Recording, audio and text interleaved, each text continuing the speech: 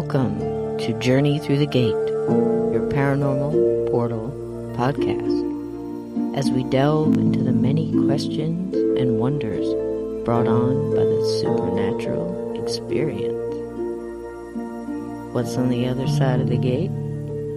Let's find out together.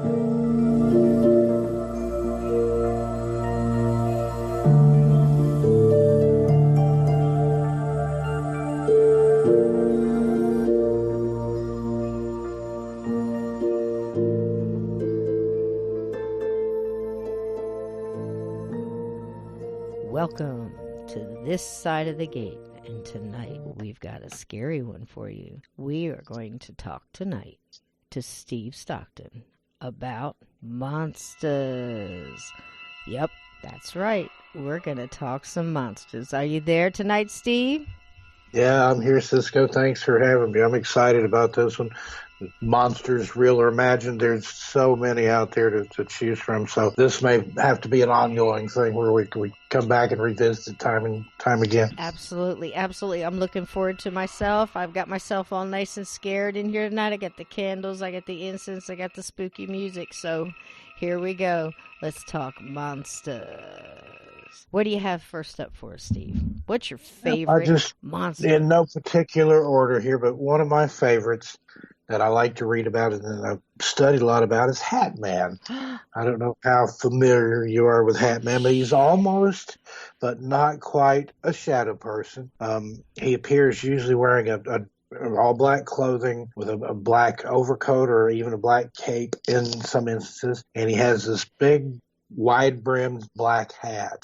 And a lot of the stories are very unsettling. People have encountered him. Usually it's kind of the same story. They're alone. They're out after dark, and they just happen to see him. And he'll be at a distance, and then maybe the next time they glance around, he's a little closer. And he's usually not moving. He just stands there, just kind of still. And I think that's probably the scarier thing about it is it's like he's waiting for you to do something. There's a really good book by author named Heidi Hollis. It's called Hat Man, True Story of Evil Encounters, and she just documents all kinds of run-ins with this guy and even kind of compares him to some of the aliens that are associated with the ufology and the Men in Black mythos too. So it's something that's been encountered by a lot of people. Yeah, that's a creepy one because you always hear that, like you said, just kind of standing and waiting, or usually that famous thing where you're sitting in bed and then you realize, there's somebody sitting there watching That's you. not a shadow. Yeah, there's something over there in the corner. I mean, how many times as kids have we sat and, you can just work yourself up into, a fright when you're looking at a pile of clothes, or that curtain just moves just right, or the limb on, from the light of the moon or the street light coming in against the window, it looks like a claw, Shadows alone can be creepy and, added to your imagination on top of it. And then you start getting these shadow people and Hat Man, and, there's a couple of other ones that are starting to get names now, aside from everything else, that you start realizing that it's blacker than black. I keep hearing that, blacker than black, which, it's almost absorbing the light that's around it. It's so black. Right, like the blackness that would exist in outer space. Wow. And I've had that happen, what you're talking about. I hung a hoodie on the back of a chair one time and forgot about it and woke up and thought there was a 4-foot-tall Grim Reaper in my room, but it's when you watch those shadows, though, sometimes you can you imagine them moving and stuff, even though they're not. But I've had piles of clothes look like people and things like that. But some of these stories, it's almost started out that way, where somebody's like, oh, okay, there's something standing there, must just be this or that or something I left out. But then they'll see it move, or it'll slowly move across the room, or maybe turn one side to the other. And it's the eyewitness drawings I've seen, he looks almost like an old West style gunfighter. Yes. With the hat and kind of have the hands on the hips sometimes. And it's like, that was just, thankfully that's one I have not encountered, although I would love to, but it would still probably really scare me. Well, in a lot of cases too, I've heard a lot of personal accounts on it. It seems that it escalates in intensity through time as well. So, you first see it and then it's, across the room or standing. Like you said, very much looking like a silhouette of Clint Eastwood in one of the old, Fistful of Dollars, because it's that kind of hat and it's that kind of shape. Again, solid black, blacker than black. And then, come be sitting next to you. And the next thing you know, it's like whispering to you. And basically, it's feeding on fear. And in some cases, very much like Amy Allen has talked about, her major big encounters that scared her the most was when she was very young. And it was shadow people that we would come and visit her at night and try to get her to come with them. And, do something to yourself so you can come with us, bite, Wow. literally she has said, it told her to try to bite the electrical cords and do other things like that, trying to come with us, come with us, Hmm. come with us. And she says to this day, with all the things that Amy Allen from the Dead Files has encountered, that's the thing that gets her the most is she Oh, says absolutely. they are not of this world. They are not dead that, once were human and died and, are coming back to haunt. This is a totally different, variety and probably, extra dimensional, from another dimension or somewhere along that line, and very telepathic, feeds on fear. And they seem to get extra points if if they can get you to commit suicide or kill yourself or hurt somebody else. And that's a pretty scary, It is. And yeah, Amy, I mean, she's been through the fire and yep, some of the stuff she's seen and dealt with. But for something that scares her, yeah, yeah. that's enough endorsement for me. There you go. There you go. And, just to have these things like whispering, and to talk to Heidi Hollis, the way she says too, it's again that age old thing. What can you use against them? Basically, it's your faith. Basically, it's your own self preservation. You know, and not giving in and not breaking down. And she's got some pretty scary stories in that book and a lot of personal accounts that she's had a lot of people come to her and tell her. And it's not something to play with.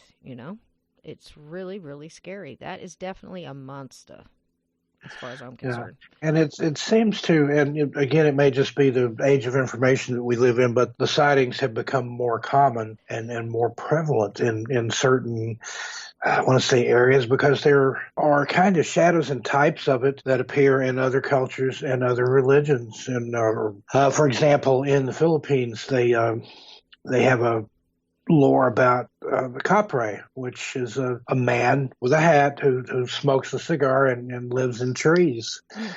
and tries to capture people and or get in your house. And then in voodoo, you have Papa Legba, who's symbolized by a black man dressed wearing a black top hat. So there's not quite the same, but there's some similarities there that make you think, wow. So there's Africa, there's Southeast Asia. It's been seen all over the U.S. and Canada. So it doesn't know any Right.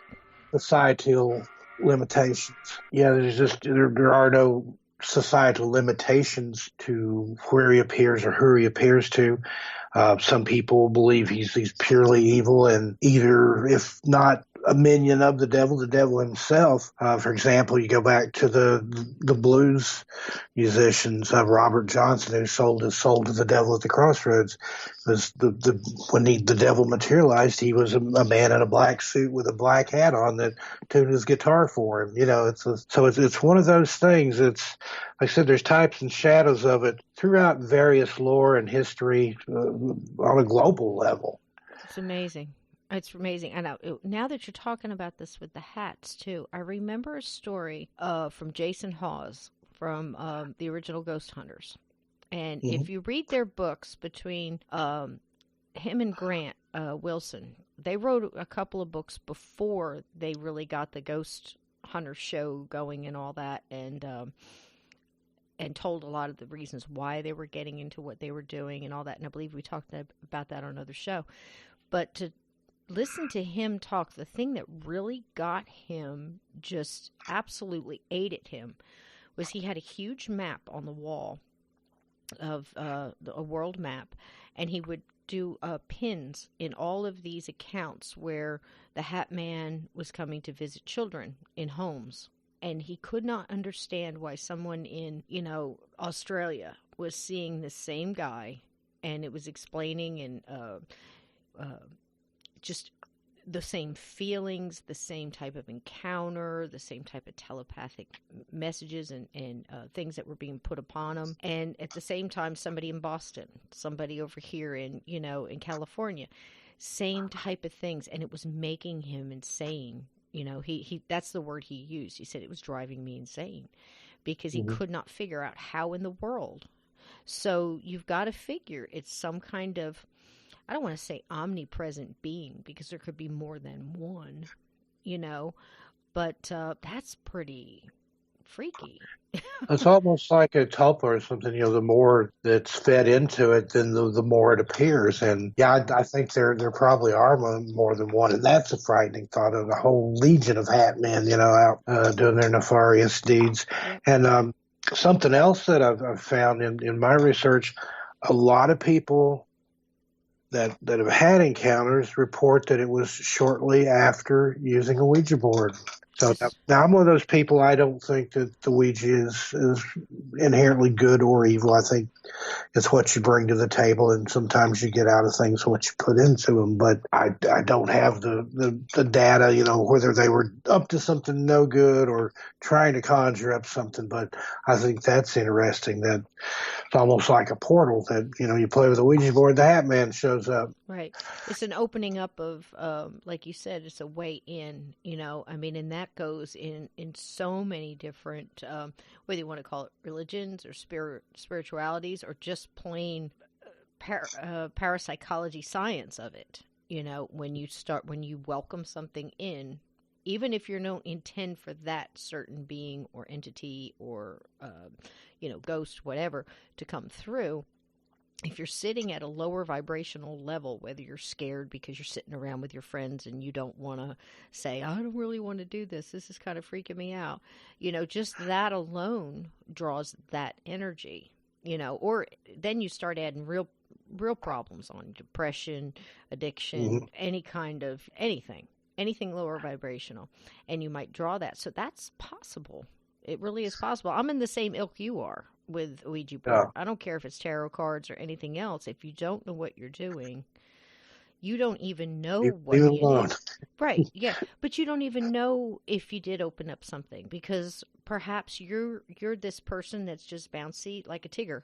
You're bouncy trouncy all day long, and you've got, your guardian angels, whatever around you. You've got your protection, your white light, and all that other stuff. Just naturally, you're pretty high vibrational person. It might not hit you. It might go to the next Right, because available those thing. things are done Yep. at least with a pair of people, but sometimes, a whole group of people will get together and use the Ouija, and you don't know psychically where that weak link is, where Yep. somebody is that has mental problems or that has demonic oppression, or, Yes. it could affect everybody Mm-hmm. present, but it could come through somebody other than the person initiating Mm-hmm. the Ouija And I mean, session. that's an interesting thing to think about. I mean, if you've got 100, I memean, you know, for the listeners who are thinking, well, I've used Ouija before, nothing ever happened. Well, how do you know?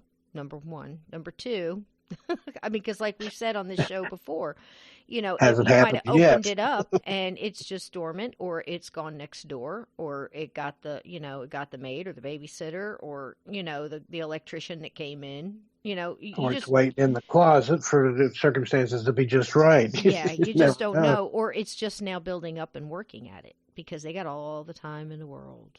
And they're just waiting. I mean, it depends on what you're talking about. I mean, if it's Well, just it's a like lower that old, vibrational ghost, yeah, because elemental or something. yeah, But again, they have nothing but time. And so true. it's like that old piece of writing that when you stare into the abyss also stares into you. So Mhm. Mhm. when you're fooling with something like that, it can stay with you. It can attach itself Mhm. to you, your surroundings, and For gather power. generations. gets to a point. Yeah, It can also be there's generational. I can't tell you how many. generational Yep. curses, things that are attached to entire families and bloodlines, even. Yep. I can't tell you how many cases I've personally known like that, where that you finally get down to the root of the problem. I used to have a really good friend, not in this state, and another one, and she was a voodoo priestess. She was in it, and she used to call me and say, "I need some of your Native American mojo," and we'd go in, and she said the cases of the people that she had to work on over time that took the longest was generational. It was something that someone did, a couple of generations back, and it was following the bloodline. And that was a hard, not so much a curse. I don't want to say a curse because, people take that differently. It could have been a curse. It could have been somebody just, trying to call, like, look, Robert Wood Johnson. He was asking for help, if that's even true. It's a legend, but who knows? Right. Legends usually stem from something, you know. Yeah, Uh, usually a nugget of truth in there somewhere. right, right. There's something, yeah. So, she said that was always the hard to get off. And, our friend Bill Bean, same thing. That he Mhm. puts that right in there. I've got many people who say, I don't believe in curses. I don't believe in this. I don't believe in that. And that's cool. Mhm. I can say I don't believe in gravity either, but I'm still going to fall over and hit the ground. Right. I mean, things are there. And he even puts that in his spiritual warfare prayer. All curses, all cords cut, all of that.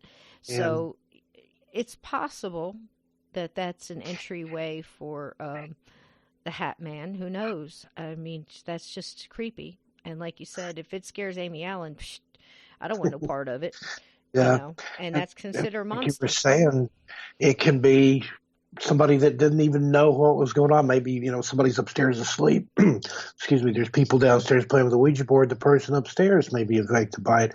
I knew a lady back in Tennessee that much, much later in life, she had all these problems. I mean, there was a lot of poltergeist and demonic type activity. She had dolls moving through her house, a teddy bear that shook its fists at her, Oh my. all these weird things that was happening. And she had never had anything to do with anything weird or dark or evil. But she started asking around and turned to find out when she was a young girl, a teenager, she had rented a room from a woman who turned out was into sorcery and black magic.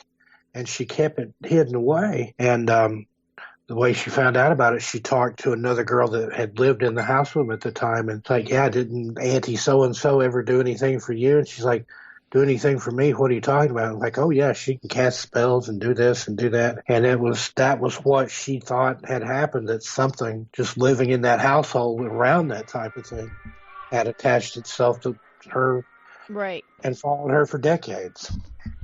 And then she can't get away from it because she doesn't even know how it Didn't know started or anything exactly else, what it right? was, how it started, how to deal with it.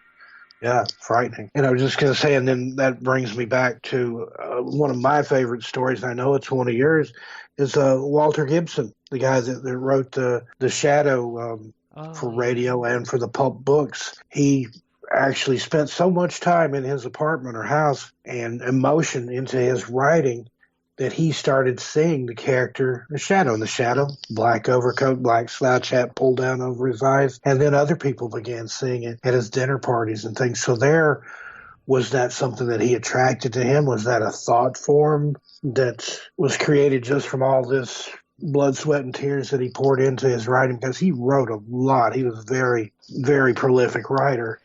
Or was it something that was attracted to him and it was dark or evil, and that's where he got the ideas for some of his Right. story? Who knows? The It's chicken like or the egg. The chicken or the fun to egg. think about. Right, right. We were talking about that once before. We were talking about Slender Man as well, and even the what was it? The I want to say the Paul experiment. Was it the? I I think know it the was one the you're Paul. talking about. I think it's like at Duke University where Right, right, they decided to create basically a ghost, right. and they would do things Philip. and say, "Oh, the ghost did that," and then things actually started happening. Right. That was the Philip experiment. Right. So there you go. Philip, That's three different tulpas that we're not even sure if, that entity was behind any of these people, going, sure, I can make you conjure up something. Here we go. And just put the thought into your head. And then before you know it, you're obsessed with it, like the writing of The Shadow Knows. I mean, it was so strong that even guests that came to dinner would hear the laugh. They would see him like dashing through the hall from one room to another, and they would describe him, and it was the shadow. And, these are people that weren't even really aware of what was happening in that apartment. That was pretty amazing to me. And I still to this day, I've talked to Zariah from Where Did the Road Go? And if listeners haven't heard that podcast, that's an awesome podcast. Our friend Zariah, he's terrific. Boy, you're talking about a good show. We discussed it, and I said, well, how do we know? This guy says he made up Slender Man and the legend and everything else. Well, how do we know it wasn't an entity of some kind putting those thoughts into his head and then putting them into to writing? We really don't know. Chicken or the egg. That's another one of those. Yeah, it was supposed to be just an internet meme or an urban legend or whatever, Right. but then people have actually started seeing it. There were tragic story of two girls that I think they killed another little girl because Slender Man told them to, it's like, Yeah, they were supposed wow, to be able to, from what I understand, Nick Redfern has a new book out, and I think it deals a lot with the Slender Man. And he was telling the story. I believe the two girls were young, somewhere between 12 and 14 years old. Again, don't quote me on this because I'm just trying to remember the story. And they invited another girl over, like kind of a sleepover, and lured her into the woods like we're going to go walking someplace or whatever. And then all of a sudden, this one girl just pulls out a steak knife and starts stabbing her. They were going to kill her to gain entry, I think, into the land of the Slender Man. And I believe the girl lived, thankfully enough. They stabbed her multiple times, and how she got through that, I don't know. But I can't imagine the horror this girl went through. And I believe both those girls are still doing some kind of psychiatric prison time. Yeah. But, see, that's how these things can go. So, we're talking about monsters tonight. And I'll tell you right now, the human ones seem to be just as bad as anything lore ever made up, because the things human beings do to each other are pretty monster-like, that's for sure. Absolutely. And you got to wonder, are they working under demonic influence or oppression, or, what drives, what makes a human monster tick? There's been some fascinating documentaries, into the minds of serial killers and mass murders and people that commit these atrocities. And it's sure. I'm a firm believer. I know a lot of people will stand on the fence and say, I don't think that people could be influenced by a human ghost or, something that never was human, entity-wise, or whatever name you want to call it. And I jumped over that fence a long time ago. Of course they can. Of course they can. And I'm not talking about governmental, where people are worked on in the brain and have to go through like MK Ultra and, mind control and all that. I'm talking about things that know, mind control and can break you down and make you do things. I know you and I have talked about too in Amityville, and, was Ronald DeFeo really, coerced by something else to push him over the edge? Of course, he was fertile ground, for that. But to just push you enough over the edge, and time after time after time, I've, had personal experiences with people and other things where absolutely it can. Absolutely it can. This whole thing, I know a lot of times we hear, especially back in our days when we were younger, ghosts can't hurt you, and I think now we're starting to realize, yeah. Or they can cause you to hurt yourself. Correct. Or somebody else. So I think that goes all in with that, Slender Man, and right up into Hat Man, and, shadow people. I think shadow people, and again, I'm not an expert. No way. Just interested, and not interested at the same time. It's like, okay. It's like, I know they're there, and I don't want nothing to do with it. Well, I love reading about them. I love hearing the stories, but it's again. Yeah, I don't have to understand. I don't have to understand, Story in one of my books about two sisters that were, this was probably during the 50s or sometime, and it was a huge storm had blown into town, and it was late at night, and the electricity was out, and they slept in the same room. They were laying there, and every so often, the lightning would light up the room. Well, during one of these times when lightning lit up the room, one girl noticed what looked like a spider on a web coming down from the ceiling. And when it got to the ground, it turned into a dark figure of a man, like just a shapeless silhouette, a black silhouette of a man, and walked out of the room. And she's like, it scared the life out of me. And I What? didn't want to say anything and scare my sister. And then my sister's like, did you see that? So she had witnessed it too. Wow. That's one of the Wow. creepiest shadow person stories I've ever heard. Yes, yes. And that's not the first time I've heard about the whole spider type thing, and I've heard a lot of other people talk about that too. It, must be just a form, that they Yeah. take or who And knows, but that's hear creepy. about sometimes it'll be like a black mass that forms in the corner. Mhm. Just maybe small, something small about the size of an egg or a tennis ball, and then it gets larger and larger until it takes on a form and then zips away or does whatever shadow people do. Wow. Phew.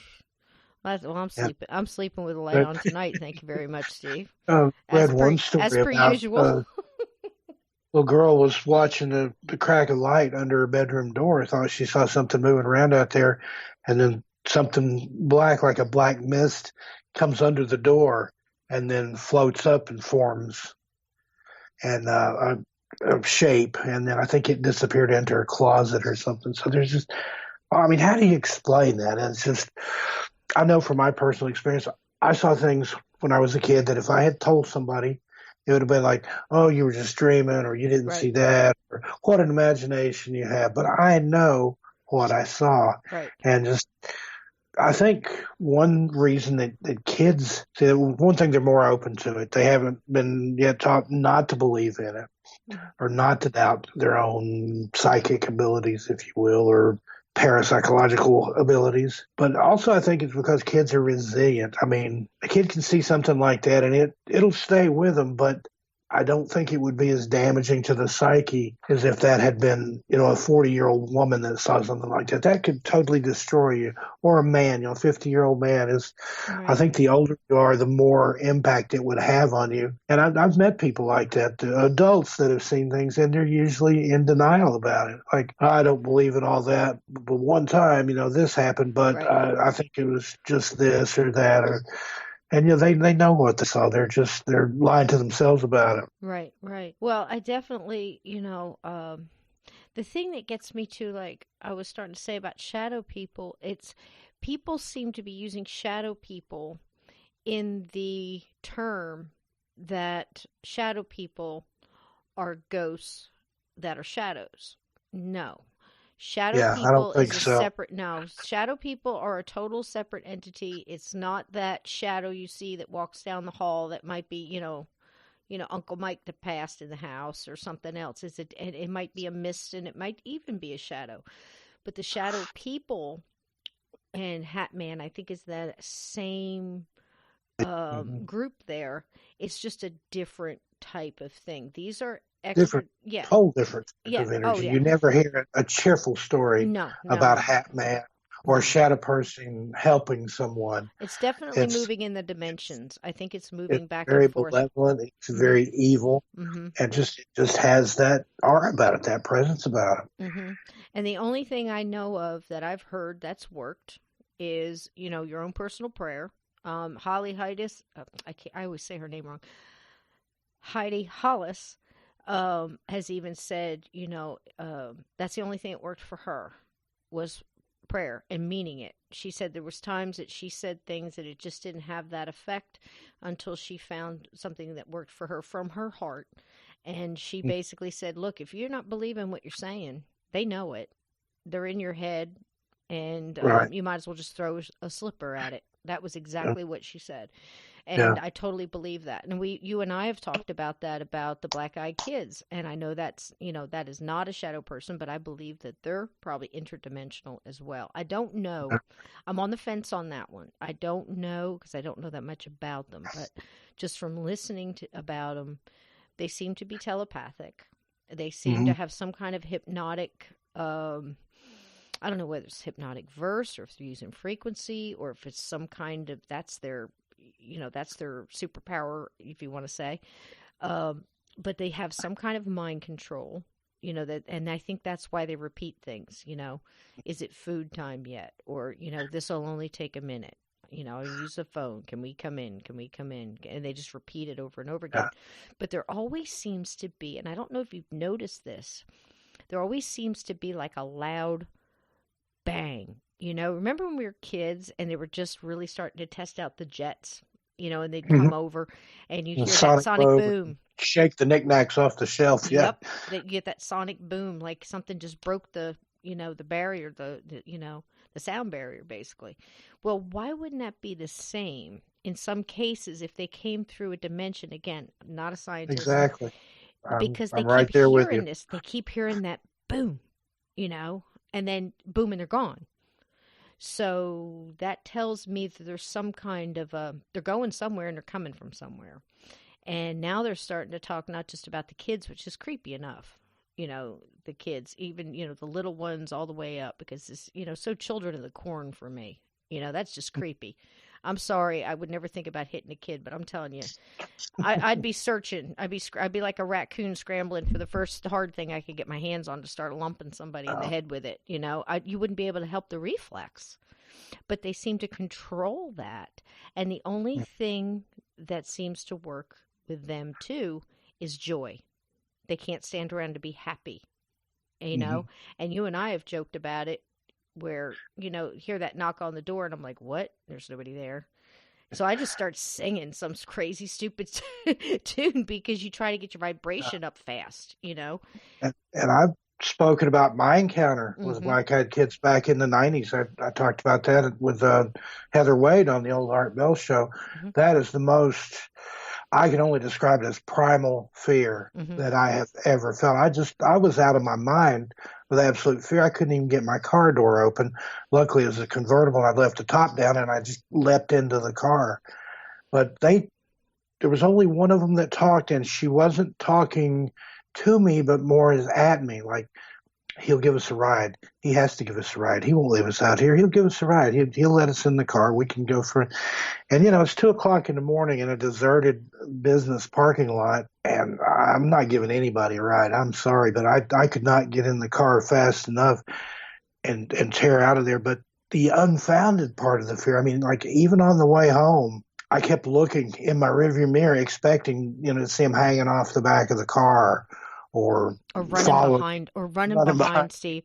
Again, things that I knew were impossible, but yet that was the kind of fear it was. To me, they're so vampire-like. Isn't that kind of a way that you described I, it too? I don't even like to talk about it. I That know. night, the first time I'd ever discussed it in public with Heather Wade, there was a scream outside my bedroom window, a female scream about, I don't know, about 4 or 5 o'clock in the morning. And I went into my daughter's room, we had a shared bathroom on the other side.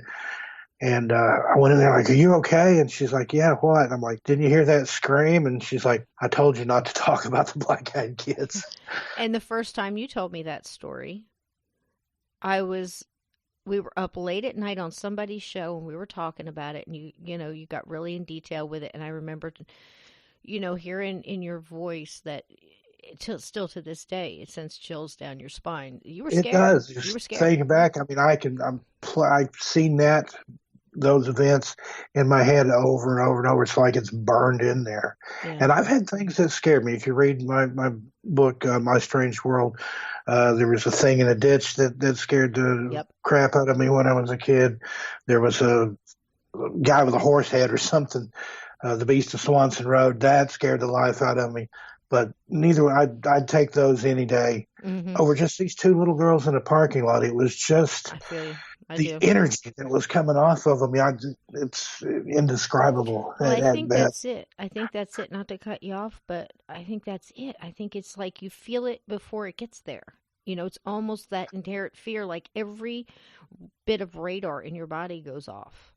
Like, and hair stands like you hear the hand, you get goosebumps, and the hair stands up on the back of your neck. And those aren't just sayings, people. That's stuff that happens when you're It's in that something kind of that's energy. ingrained in you. They talk Mhm. about the fight or flight syndrome. Mhm. It's just pure flight. I mean, there would Mhm. be, and it's two little girls, but there was no way I Oh would have, God. engaged them in any kind of physical altercation or anything because I was scared to death. Yeah, I totally understand. And I can imagine driving in that car. I would have been, my hands 10 and 2, white knuckle all the way. Oh, I I'd have been, drove 100 miles an hour oh down yeah. Tulsa Parkway from Knoxville and Oak Ridge. Parked my car, somewhere like around behind the house or something. Didn't sleep that night. It just, it just, Oh God. I'm not often I'm at a loss for words, but this is one of those events that anytime I start talking about, I just I understand. don't even know what more can be said. It I know. just, Right. Well, it always reminds me too of when you say it, it really, I can't get past the fact that it reminds me so much of vampires. Have to be invited in. The mhm. pale skin, the dead stare And a in lot their of times eyes. they'll ask for something. Yes. Can I have a drink of water? Can I wash my hands? Do you have anything to eat? Right. And that's a vampire thing. You have to invite them in. And I've heard of people Offer something. Yeah. would put spells on people too. You had to get something of theirs. There was a old legend I heard my grandmother tell about a lady that wanted to borrow a sewing needle, and when she got it, she used it to put a spell on the person that she got it from or something. And that's typical of stories like that. Hmm. But I've heard some stories about black-eyed adults. Yes. So that's like, man, the kids, people are aware of the kids now. We're going to send in the adults. And I jokingly said on Soraya's show that the ones you don't hear about are the ones that let them in. And yeah, here, get a drink of water. What happened to those people? There's It been might one lady it might be that I've true. heard of that let them in, and she's supposedly dying now because of almost like a radiation poisoning or something that Right. she found out she had after this. Yes. And I jokingly told Soraya that if the black-eyed bikini models with metal albums and pizza ever show up at my house, you'll know what happened to me if I disappear. Because you're going to invite him But, in. Yeah, but it we makes you laugh, wonder but because going back to the Men in Black, hmm you had that they would show up at people's homes. They would want to come in. They would want to talk to them. hmm They behaved oddly. They spoke oddly. They wore odd, out of style clothes, drove yeah, out of style cars, yep. and then it just kind of moves on into different things. You've I got the t- black-eyed kids, you've yep. got the phantom clowns. It's like whatever's out there is trying to come up with like, okay, what can I send that people will welcome in? Right. Send in the Well, the Men in clowns. Black, that didn't work. We'll send kids. Okay, that creeped them out. Well, I thought everybody loved kids. Clowns. Everybody loves clowns. Everybody We'll loves send clowns. clowns. So then they're scared of It's all what's going creepy, to be man. next. It's all creepy. And yes, there are more accounts now of black-eyed adults, black-eyed females, and black-eyed adults, men and women together. And I don't, that's creepy, but it seems to be creepy in a different way, than the kids. I don't know. I think the kids are creepy. I don't know. I don't want to see either one.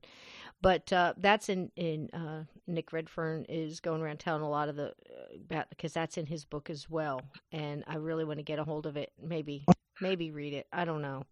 I I don't know how love much I Nick want to know Ripper. about it. But something before we get off the black eyed kids and stuff too. It's that doggone sonic boom. That's something that's always stuck with me. Police officers that have seen them, and we say, police officers, military, EMTs, anybody like that that's ever had to go through a certain training, you just kind of get into a different mode. You react to things differently than if you've never had that training before. And when police officers, they're doing all of their off duty or not, they're reacting to things differently when they say that they're standing there and they're just befuddled. They don't know how to react to this. They don't understand why they're doing the things they're doing. They don't understand why they're saying, like, I almost let him in and then something stopped me. They overrode it. The way animals react to them has always mesmerized me, because you're not going to fool an animal, and they Hmm. come running. When you've got a Doberman Pinscher coming down the hallway and doing full blast boogie toward that front door, and it stops and skids and runs into the wall and turns around and whimpers off and hides under the bed and won't come out, that Hmm. tells me more than any human being telling the story. Yeah, I've and learned it everything I need to from both that ends dog. of the gamut. You have the ones like that where it's the big scary dog that gets scared, and other times it'll be a little timid puppy, or I've even heard of a cat, that was docile and loved people and everything, that goes berserk when Yes. these people come around. The hair Yes. stands up, they're growling and snarling and Yep. howling, and That would tell me more than anything a human being could tell me. When a cat or a dog or an animal reacts like that, I would go with their instincts anyway. That's not something I need to be near either, you know, and that's amazing.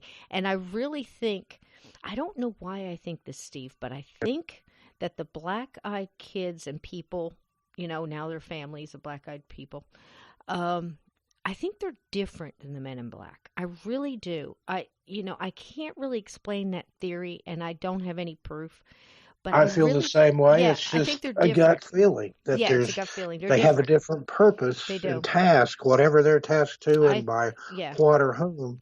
It's something similar but very, very different. yeah. I think they're more of, I don't know whether it's a hybrid, alien wise, or um, human hybrid, who knows? But I just think that they're different, and I think they're here for, kind of a different purpose, to just like, look, you saw a UFO, you saw too much, basically that whole wipe your mind of the memory, or to talk you out of speaking of the memory, one or two, and to do it with Uh, this inherent fear that, okay, I didn't see anything, you know, one of those mhm. deals. It just seems like a different intent that they have, and I think it's a different being, you know. And But with the UFO sightings, you had people that saw something, and then maybe like the next morning, mm-hmm, they hadn't told anybody, maybe hadn't even yep, told their significant other. mm-hmm, And then the next morning, somebody shows up at the house, men in black, telling them not to discuss what they saw. yep, exactly. So how did they know what you see? I know, It's just there's blows your mind. that creep factor in there that's like they can read your mind or Absolutely. Absolutely. And like you said, they come out in the old clothes. They come out with the, very much like the movie, as Hollywood as that movie was. Um, we're talking about, of course, the Men in Black movie. Um, mhm. but very similar and much more. They just seem. What's the word I'm looking for?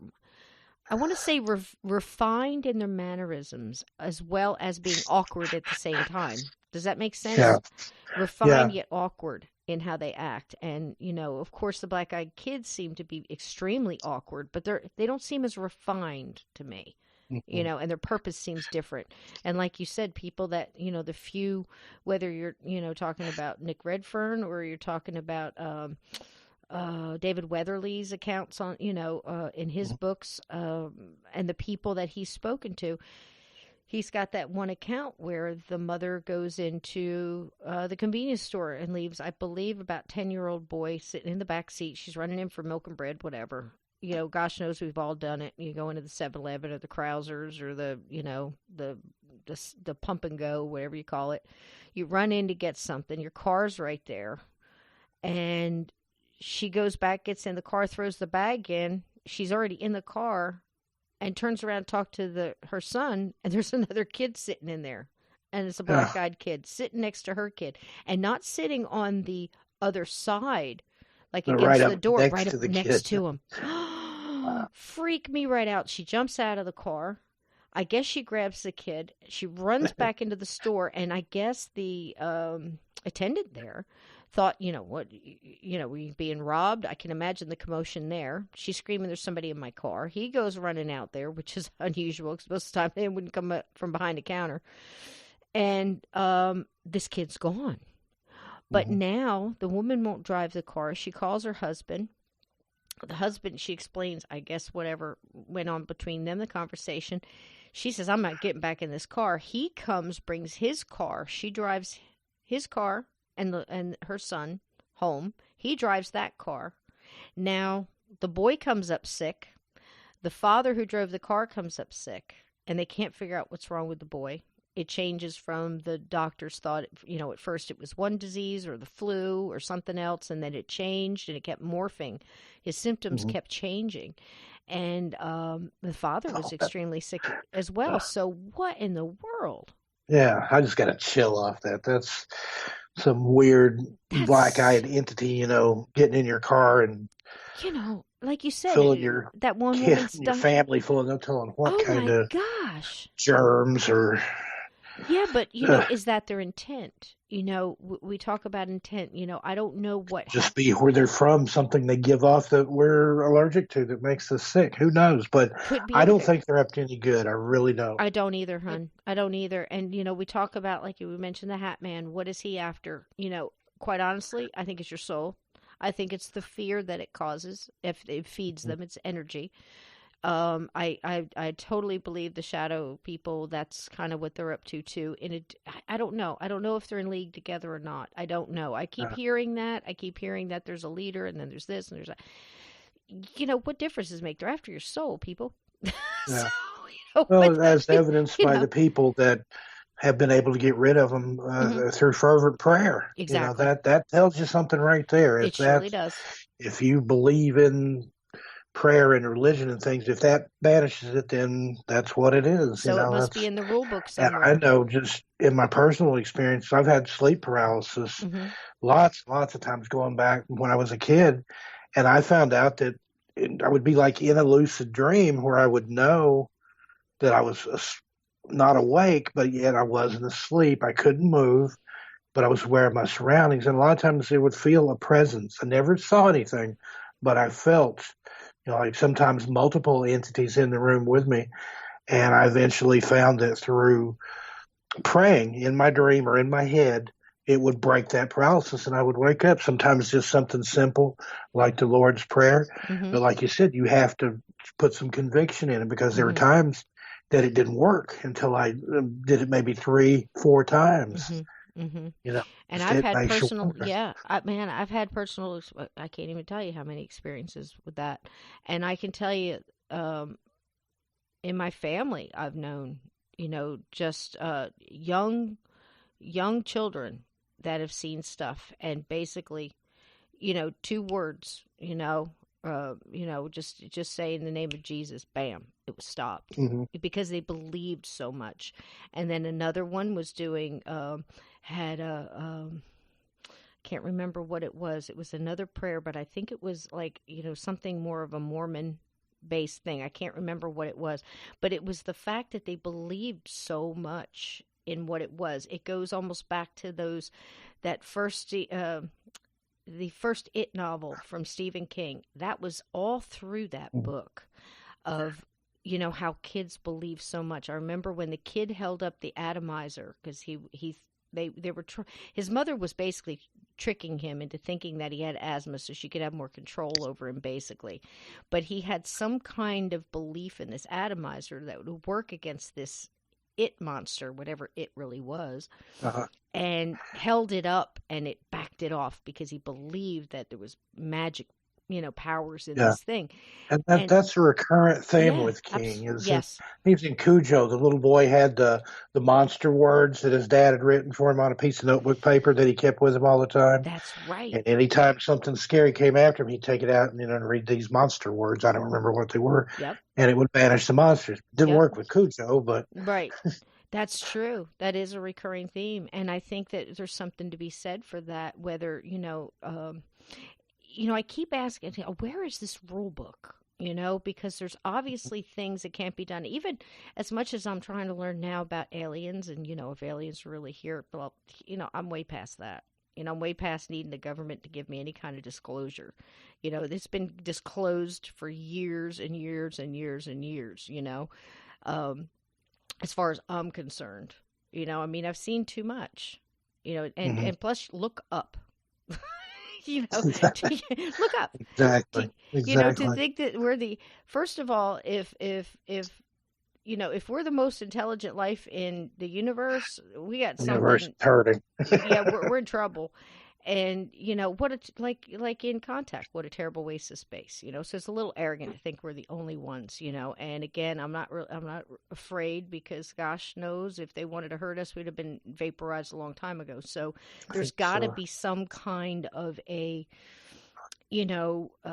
as crazy as it sounds, almost like a Star Trek thing, where there's yeah, this meeting of, the good ones, or at least the ones that want us to exist, holding back the bad, because there's got to be both. you and then know there's the theory that we're like a seed colony, that the aliens started things here just to kind of see what we would do, and I think we messed up. We yeah, we basically ruined the planet, that could overran be it, and true. used up all the resources, and Yeah, that could but be true. Like Zarias, we there, could be all be in a video game. We could all yeah, be and there somebody's are ant some farm. strange things. Mhm. What's your blood type? Do you know? Mine? Uh-huh. I am definitely 100% Rh negative. Okay, same here. Yep. And isn't that weird how, Yes. I mean, the people with RH factor, Mm-hmm. there's evidence of ape or simian or monkey blood, if you will, in there. But then people like us, I'm B negative. You just, I'm B there's, negative. I've even read, that we're star people or Mm-hmm. indigo children or star seeds, or because whatever we have, it doesn't come from this planet. Right. And I had a conversation just last week about that. And, I'm not really sure what it means. I know what it doesn't mean. It means that we don't have that, like you just said, that rhesus monkey, gene or whatever. But Mhm. I'm also thinking too, it doesn't necessarily mean, if it means that we might have alien help, via blood or whatever, we could be an experiment. Who knows? Who knows that, it's wide open. But, which alien? Because there's got to be more than one kind. You know what I'm Mhm. saying? I mean, Palladians, it's the gray aliens. I think those are worker bees, tell you the truth. Um, and it's no different what they're doing than what we're doing to dolphins. You grab a dolphin, you tag it, you register everything, you let it go, and then you come back and you find it again, and you look at it and see how it's progressed and everything else. That's pretty much what's happening to us. Yeah. If you And then believe, he goes back to their goblins like, "You're not going to believe it. I was abducted. They and they all plugged me. call They him shined crazy. lights in my eyes. They gave me an implant. Yep. It's Yep. And all the other it's the dolphins make same fun of thing. him and tell him, "Well, were you probed?" And I'm like, "It's not funny until it happens to you." I mean, we're laughing, but how horrific! I'm sure that anybody that has had that experience. Now, personally, I don't ever remember being abducted. I've seen UFOs that I could not explain.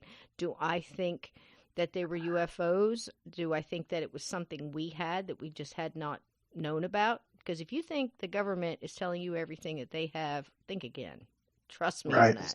That's nuts. When you start talking about Camelio with oh, what's his name? Oh, Robert Guffey, love his that book. book. Oh, it's Yes, a that is great book. excellent book. Excellent And book. that's what better person to pick than somebody that's totally disenfranchised, Hmm. a homeless drug addict with a history of mental problems. Right. Because Let's everybody's going to think, well, there's your, three strikes right there. right. Yep. But if they picked somebody like that and did these experiments and stuff on him, they would do that knowing that nobody's going to believe them in the first place. Right. So why not? That's a perfect thing, and all this other stuff that we hear about, So there's you know, um, our aliens monsters. Well, I guess that depends on your perception of the situation. I mean, of course, you're going to think, if you're being taken out of your home against your will, when you show up, maybe I don't know how they keep getting you in the right house. With some people aren't. Some people are dropped off and far away from where they started off, and not Mhm. necessarily in their own clothes. So, Uh, is that a monster just because you can't remember what happened? That's or a. you have somebody like Whitley Strieber who Mm-hmm. it drew him out into the woods. He wasn't abducted from his home per se, Mm-hmm. as much as he was just drawn to go out in the woods in the middle of the night. Yeah, so I guess they could absolutely come under the heading of a monster. I mean, you keep hearing about reptilians. You've got your again, not an expert. It's not my forte, and I don't, I know enough that's been peppered through my life, Mhm. and listened to enough I'm telling you, the first time I ever picked up the book Communion, I couldn't look at the cover. Do you Hmm. remember that? That was Yeah, back in like the very 70s, disturbing. wasn't it? Yeah, I hated going in the bookstore. Right. Something about that face that was just Yeah. disturbing. And And now I we're remember used when to that seeing it. book was popular, family I used to go do some computer work for, they had a son. He was maybe 7 or 8 years old at the time. And he saw that and he's like, Moms, he's like, that's what comes to me in my room at night. Mm. And she was like, well, maybe you're just dreaming or you had a bad dream. Or Oh, my. he's like, no, Mom, that thing that looks like that comes and talks to me, or it doesn't talk, it mentally, Yeah. tele- mental telepathy.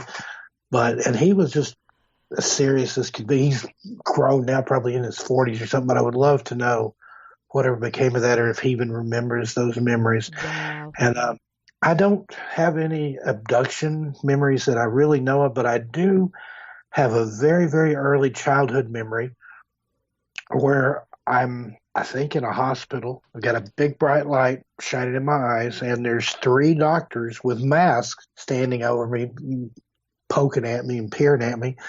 And very, very vivid memory. And I asked my mom about that, and she's like, never happened. The only time that I was in the hospital as a child, I had my tonsils and adenoids out when I was 5. And this was before 5 because I remember having my tonsils and adenoids out. But Wow. who knows? Maybe I saw something on TV, but again, am I just in denial? I Right. know what I saw, I know what I experienced. And then when I was a teenager, I had an episode of Missing Time. That's in my book where my buddy and I were riding bicycles, and here's again the thing with the noise. There was something in the woods off to our right that made a noise. It wasn't like a boom or anything, but it was a loud noise. And then the next thing I remember, we're on our bikes, but we're riding in the other direction toward home instead of away from home. And this was in a undeveloped subdivision where that phase didn't have any houses, but it had asphalt roads in it. So yeah, we're riding in the other direction, and about 2.5 hours had passed. We didn't speak a word on the way home. He rode into his driveway. I went on down the block and rode into mine. And we didn't talk about that until probably a couple of years later. And he experienced the same thing that I did. Just one minute we were here, the next minute we were there, and no clue, no idea, no memory of anything. And that could have either been, like you said, that could have been an abduction where you were just put back and like continued on to what you're doing. You could have gone through some kind of a wormhole or a portal of some kind, or they, Yeah. talk about like, they have these ley lines where, things cross, and if the weather's just right, I mean, in a lot of ways, I Steve, thought I I had really think, blacked out. yeah, I think that that's a lot of that 411 stuff, and sometimes people just don't come back through.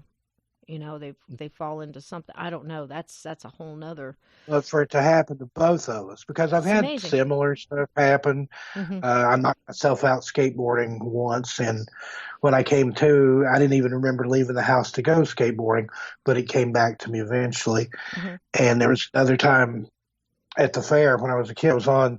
I could handle just about any ride except something that goes around and around. And I rode the Ferris wheel of all things. And to this day, I don't remember getting off the ride. I just remember all of a sudden I was on I said Ferris wheel, merry-go-round. So on the merry-go-round, I just remember being on it. And then my next memory was sitting on a bench and my dad giving me a drink of water. And Wow. apparently that time I had blacked out, but I climbed off the ride and went over to where my parents were, but absolutely no memory of it.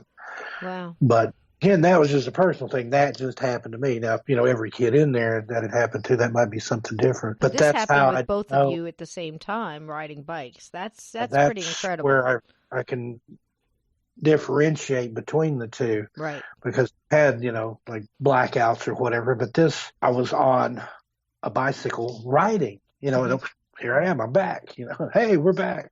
Wow. But it was, That's again, it was disturbing to the point that we just didn't even talk about it. It was like wow. since a couple of years before. It's like, you remember that time we were riding bikes and something strange happened, and friend Danny was just like, yeah, what was that? Oh man. And I'm like, I don't know. And he's like, man, I don't either, but it scared me. And I'm like, it didn't scare me as much as just unnerved me. Right. And just one of those things where it bothered me to the point that I just didn't even want to think about it. Wow. That was how I dealt with it. Right. Right. Well, that's how a lot of people deal with this stuff. You see Just something that shut you down. can't I mean, people explain. with grief or sorrow or Mm, fear, a lot of people just shut down when it comes to stuff like that. And sure.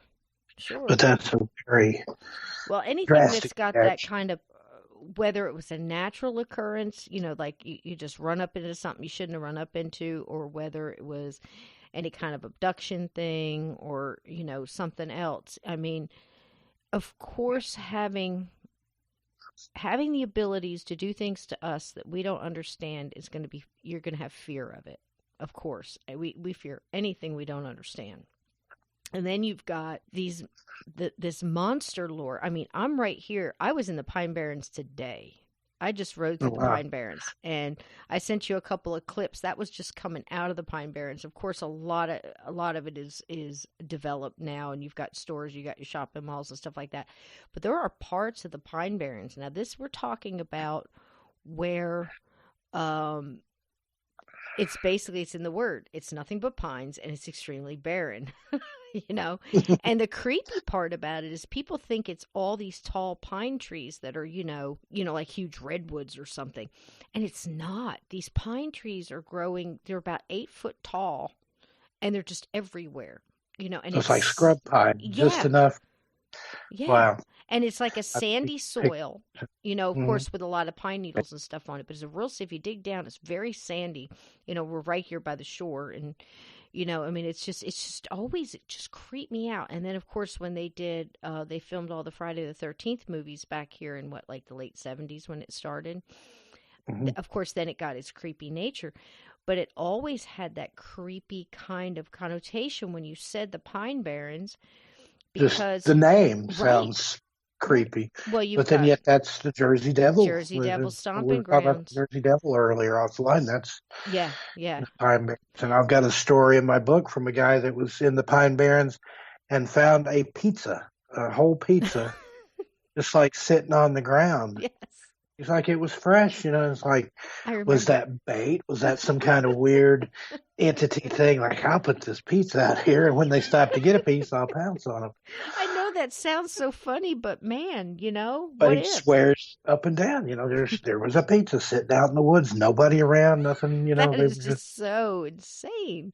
Every time you And the tell me same that. guy said he's got another story about one time they encountered, or didn't actually encounter, but they saw a guy wearing nothing but a cloud mask and tube socks making his way through a briar patch in the Pine Barrens. And he said, well, that's a story for another time. I won't hear that story. I told Adam Sane of Oh, Conspiranormal that's that funny. one. He's like, man, that's the story we want to hear. Right? That's nuts, man. Every time I You hear is it that, escaped I get a full lunatic? Is it belly laugh. somebody just having fun? Is it, Oh gosh. somebody that lost their clothes but kept their clown mask? Nothing, say it again. Nothing but a clown mask and tube And socks. and tube socks, like the striped tube socks, the athletic type socks that come up to about the knee. Yes, I understand completely. I used And to wear them in gym class all the time in the 70s. That's buck naked amazing. and carefully, very carefully, he said, working his way through a briar patch. That's a great makes story, man. makes you wonder, but Yeah, but that would you unnerve got you. all kinds of New Jersey's just a wonderland and stuff like that. I mean, you got Shades Absolutely. of Death Road, you got Clinton Road, you got the midgets or the dwarves or whatever it is. They're supposed to live somewhere in the Yes. woods up there. You know what I'm talking Yes, I about? do.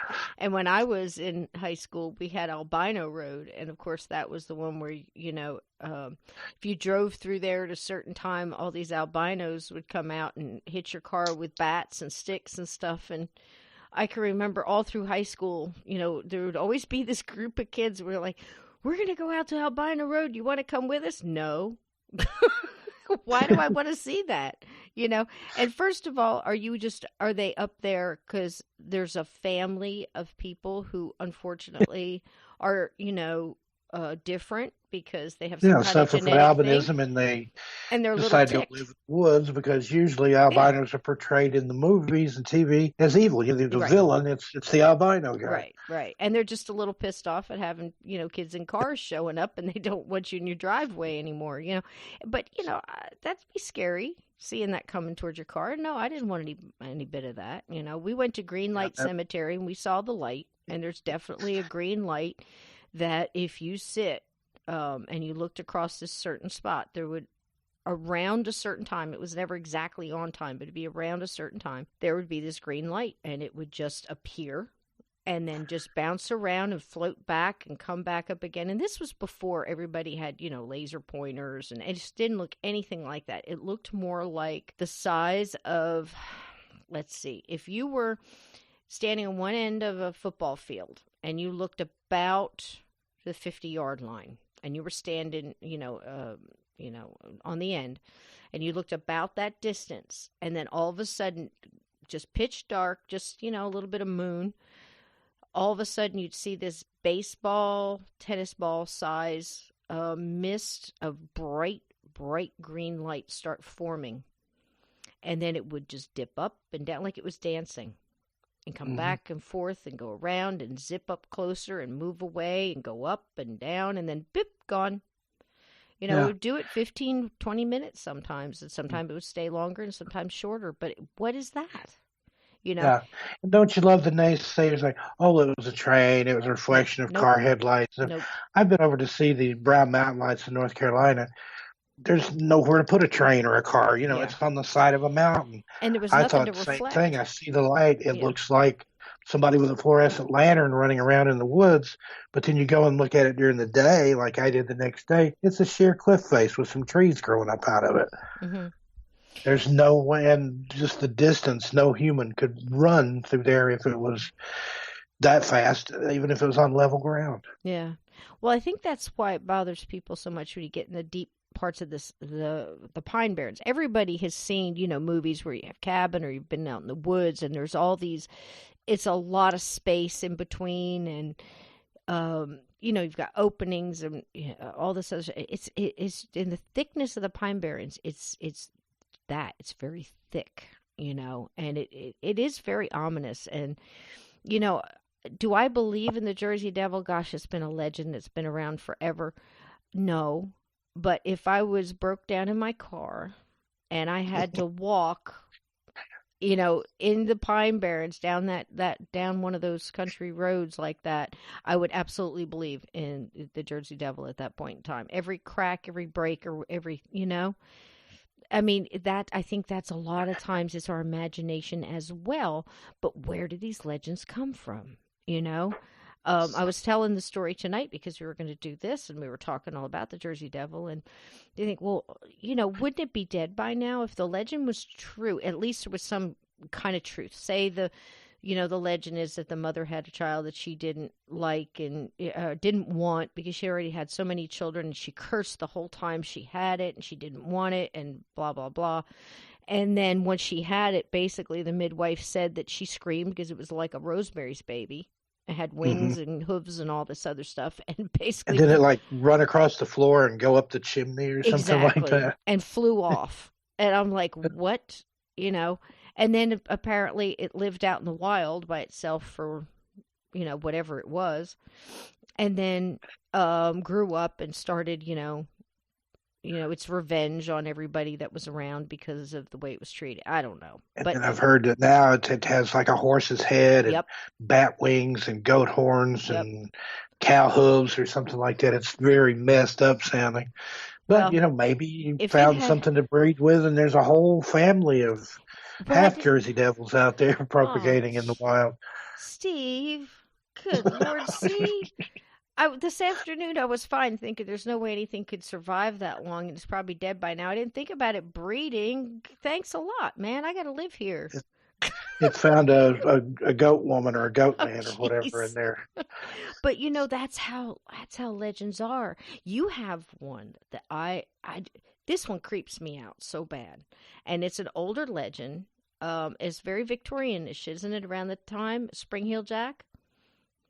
Yeah, it's Victorian times, and that's another one of those. It's you think, well, that couldn't be true, but then when you read some of the accounts and the way that it happened and the eyewitnesses and things, you're like, okay, maybe it could happen. I mean, I'm sure there was some exaggeration there about how high he could jump and stuff, but if you put say weights on your ankles and practice jumping every day, one day you would be able to probably jump, pretty high off the Hmm. ground. And just back then, a lot of men wore those almost like a platform boot anyway. Hmm.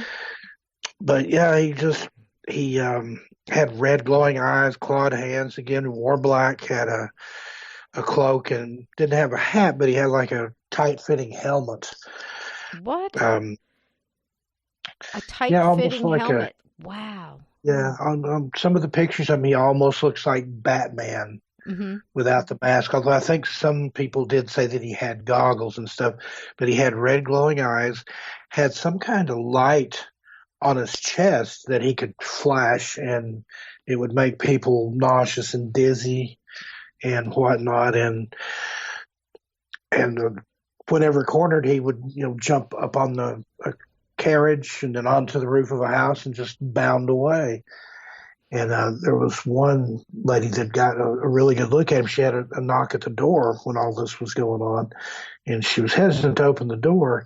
And a voice says, "It's the police, ma'am, and we've caught Spring Heel Jack in the lane. Can you bring us a light?" So she took a lantern or a candle or something to the door.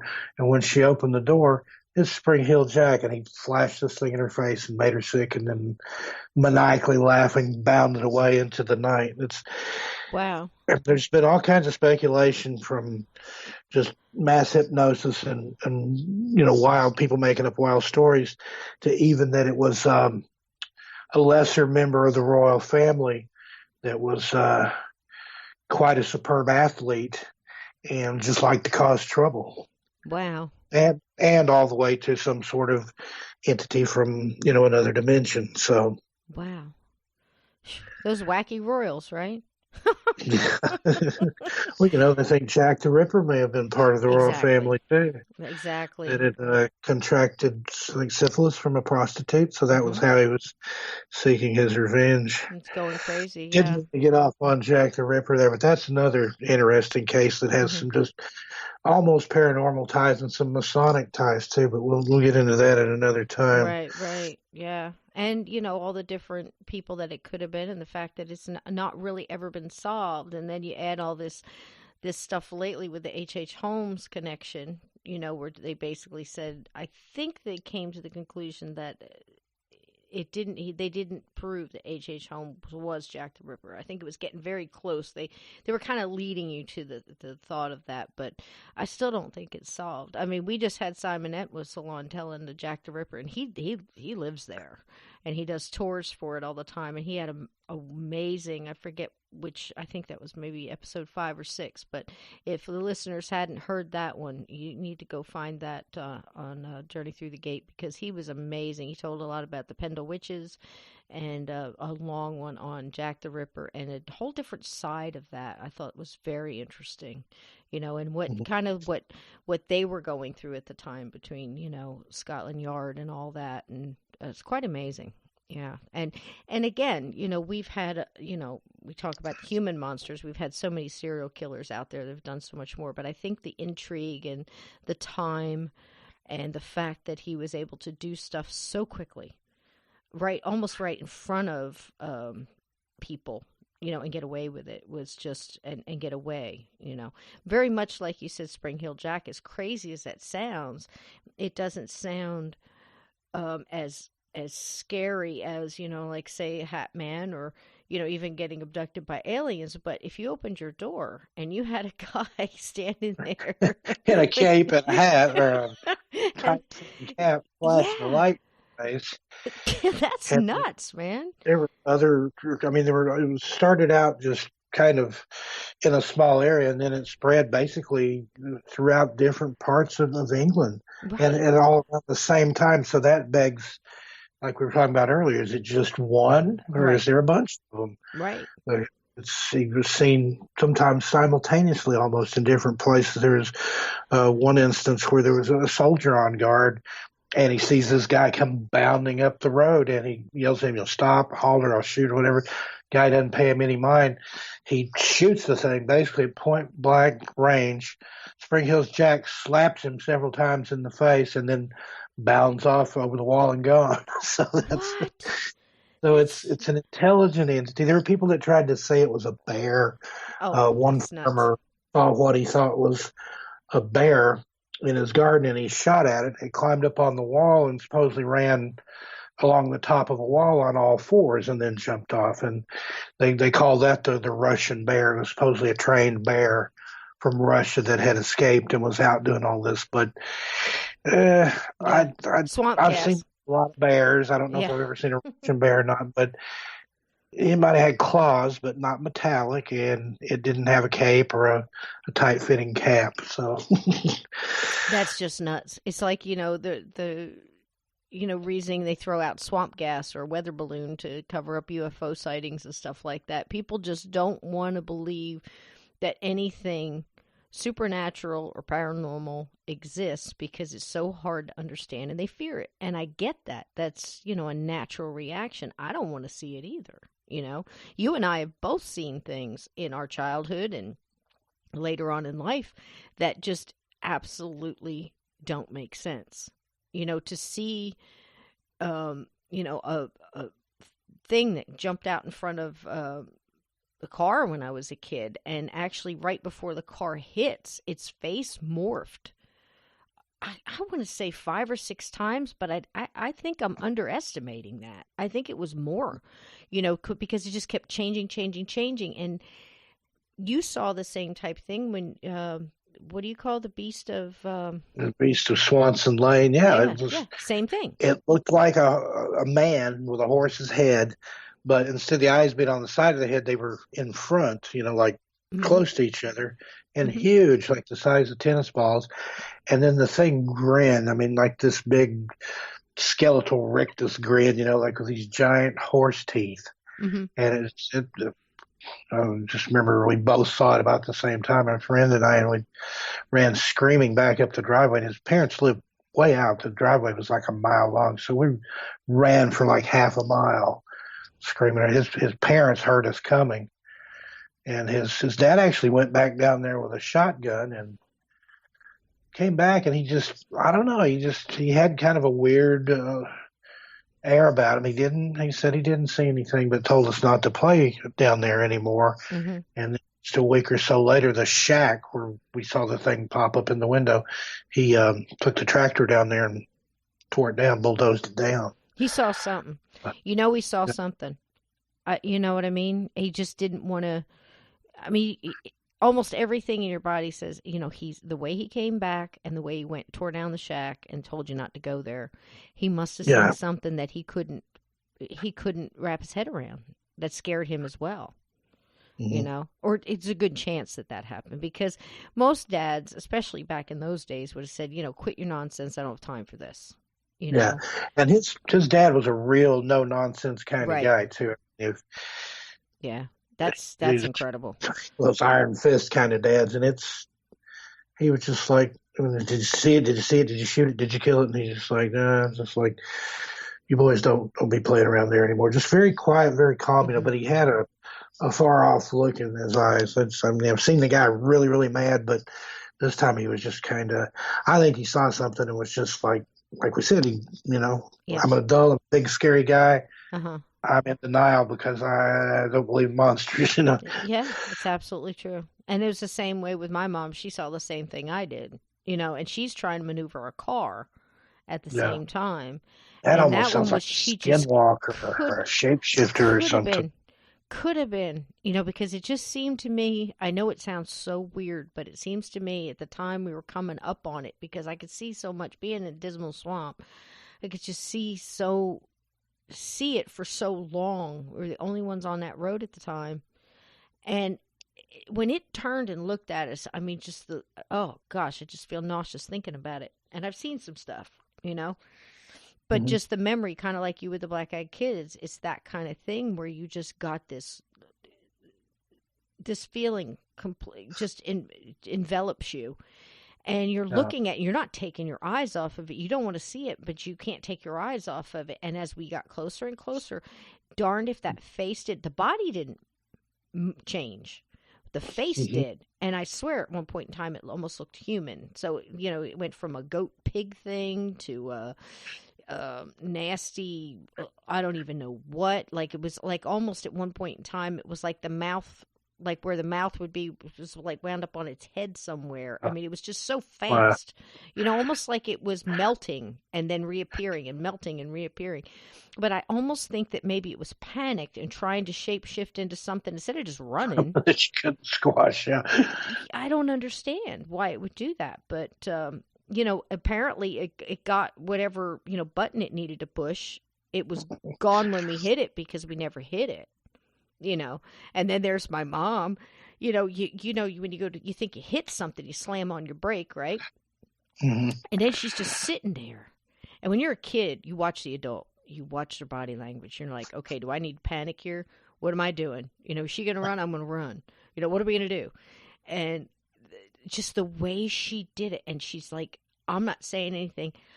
I got every bit of my 10-year-old body pressed against that passenger side door and trying not to touch the floor with my feet, and I'm still braced, because we weren't doing seatbelts and stuff back then. I'm in a Mustang, we're got a big solid dashboard and I'm hanging on to it. And I'm looking at her and she just puts her head out and she's thinking. And then she looks next to us and she says, the water isn't moving. And we're swamp, right? So if it had jumped in the water, we would have still seen the ripples from it jumping Yeah. through. And then she looks up and she looks at the other side and she goes, the water isn't moving. And I think she's trying to process this, she's processing. And then she I would have been stops and she thinking, I'm thinks, not going to get out because if I don't see it and it didn't go in the water, right. it's probably under the car. Well, that's exactly what I think. I don't know, because we weren't allowed to talk about this one. And she looks, I remember her taking the rearview mirror and trying to look behind her, but we had those doggone louver things. It was a Mach 1 or Mach 2 Mustang and had those louver things across the back Yeah, the back window. fastbacks that had the, Yeah. I know exactly the one So you're you talking have to about. be like right up into, you can see far away, but close up, they're no good, right? Well, terrible Hmm. design. Pretty on the outside, but terrible looking out. And she's kind of looking through there, and I'm like, what is she doing? And in my kid mind, I'm like, just start the car and go. I'm not saying anything. I'm just going, what is she doing? She's looking all through. And then she did something that to this day just tightens every muscle in my body when I think about it. She reached for the door handle. She opens the door, and she stuck one foot out. Oh my gosh. And I'm thinking, Well, there goes mom. and I can't say anything because I'm just like, I'm making these like sounds, and I'm like, what? I couldn't. I remember trying to talk, but I couldn't talk. I was scared more than I've ever been scared in my life, I think. You're thinking if something grabs her, I know how to drive this car. Yeah, you start thinking that it's like I'm running. I'm just like I'm running, but I guess she must have picked up what I was thinking, because she real quick pulled her leg back in the car, slammed the door, and just gunned it. And I don't know what she was thinking. And then what does she do? She stops again. We go up a couple yards, and then she slams on the brakes again. I guess she thought maybe it was lodged under the car and she was going to break it loose. I don't know what she was thinking. Because, again, we're not talking. She's mumbling a lot to herself, but she's not talking to me, And I'm just like, what's going on? And then she stops again, and she's looking out the rearview mirror. And she keeps looking at the side view mirrors. I guess she's looking to see if there's something on the back of the, on the road left behind us. And then all of a sudden, something just broke loose inside of her, and she put that pedal to the metal, boy, and that Mustang took off faster than we've ever ridden down that doggone road before. And I don't know how long it was to the farmhouse that we were staying at. I mean, I had tucked my head down under my arm, and I was just like, oh my God, just get us out of this, And I remember hearing the tires, feeling the turn, and hearing the tires on the gravel, and I felt like we were home. That sound. Yeah. And we go down the driveway, and she just looks at me, and for the first time she spoke to me, at me, and she said, stay in the car. I'm like, yes, ma'am. And I don't know what she's thinking at this point. Is it hanging on the bumper? I don't know. I don't want to know. And I stayed in the car. And she real slow got out of the car. And she walks it. Now I'm watching every move she makes, Steve. Every bit I can see her. And, when she starts going to where, my vision is broken by it, where a piece of the car or something, she's on the outside. I'm like, straining to look around to see if I can see what she's doing. She's running her hand along the side of the car. She goes around the back. She stops for a minute. She puts her hands on the back of the car. I guess feeling for bumps. I don't know. Dings, dents, something. She comes around my side and she walks by. And she didn't even look at me. She goes past. And she goes to the front of the car. And she's got her hands on the hood of the car. And she stands back and looks at it. And I guess, again, looking for dents, dings, blood, hair, a tooth. I don't know. Then she steps back away and she looks underneath. And she comes back up, and that's when she made eye contact with me. And she puts her hands on the hood of the car, and she just hung her head. And that woman cried, and I hardly ever saw her cry. She was just absolutely wrecked.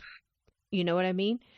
Mm-hmm. Because that's when I got out and I went out there. She says, "There's no marks on the car. We had to hit it. We had to have hit it. There's no bumps on the car."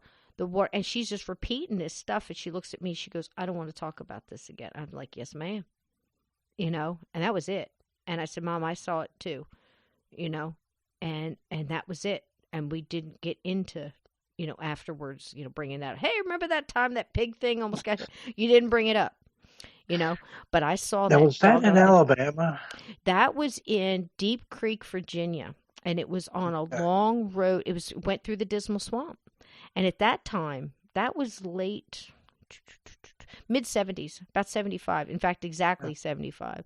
And somebody said that was... I've got a story in one of my books, very, very similar. But it happened, people were driving from, I think, Scottsboro, Alabama, somewhere in that area up into Tennessee. And I think one car was following another. I don't have my book in front of me and refresh my memory here. But the lead car hit something. The people in the car saw different things. One person said it looked like a big black cat, like a panther, something sleek, shiny.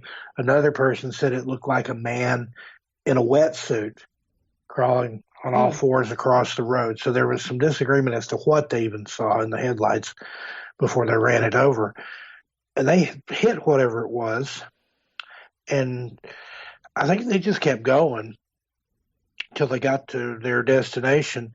And they said there was so much blood on the bumper of the car, on the sides of the car, and even on the front of the car that was behind the one that hit it, that they decided we better go back because we may have killed somebody. And they went back and couldn't find a thing. And that was almost the same thing. There was off to the right of where they were driving through. There was like a swamp area there, a stagnant lake or swamp or something, and whatever it was, they assumed it crawled out of the...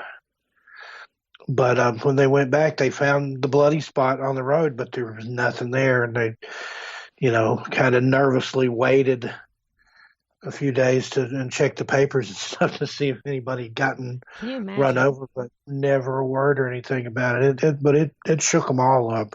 But yeah, there was a weird thing about, a Black Panther and a guy in a wetsuit. I can kind of see a little similarity there, but of course, if you're just getting a glimpse before it rolls under the car, right. But almost like I said, it sounded like it might have been shape-shifting or something. And then where did it go when they ran over it? Or did somebody, the next person along, like fill their freezer full of panther meat or something? I know. So I know. And but there, you'd also said that there wasn't really that much time for anybody to clean up that kind of thing. In human terms, and it could have been something else that just, okay, we can't have evidence. If it had been a person, there would have still been probably cops there. There would have been, police tape and spray paint on the asphalt stuff where they'd outline the body. So that's definitely not the first time I've heard of something like that happening, though, where people thought there was a major accident going back and there's nothing there. They hit somebody or something like that, but there was a tree knocked over and there was this and that and everything's changed. There's a lot of that's happened, and, that could have been a shapeshifter. There's many things in Native American lore from the Americas. Let's just say that because, there's plenty of tribal all over the world. And in any tribe, they're going to have stories. But in Native American lore, the stuff that we have, and I've sat around the powwow circle many a time, you say, you go to a powwow and you visit and you walk around and you look at all the stands and you see the dances and it's, isn't that wonderful? Look at them, you watch the fancy dancers and the rabbit dance and all the other stuff, and that's fun.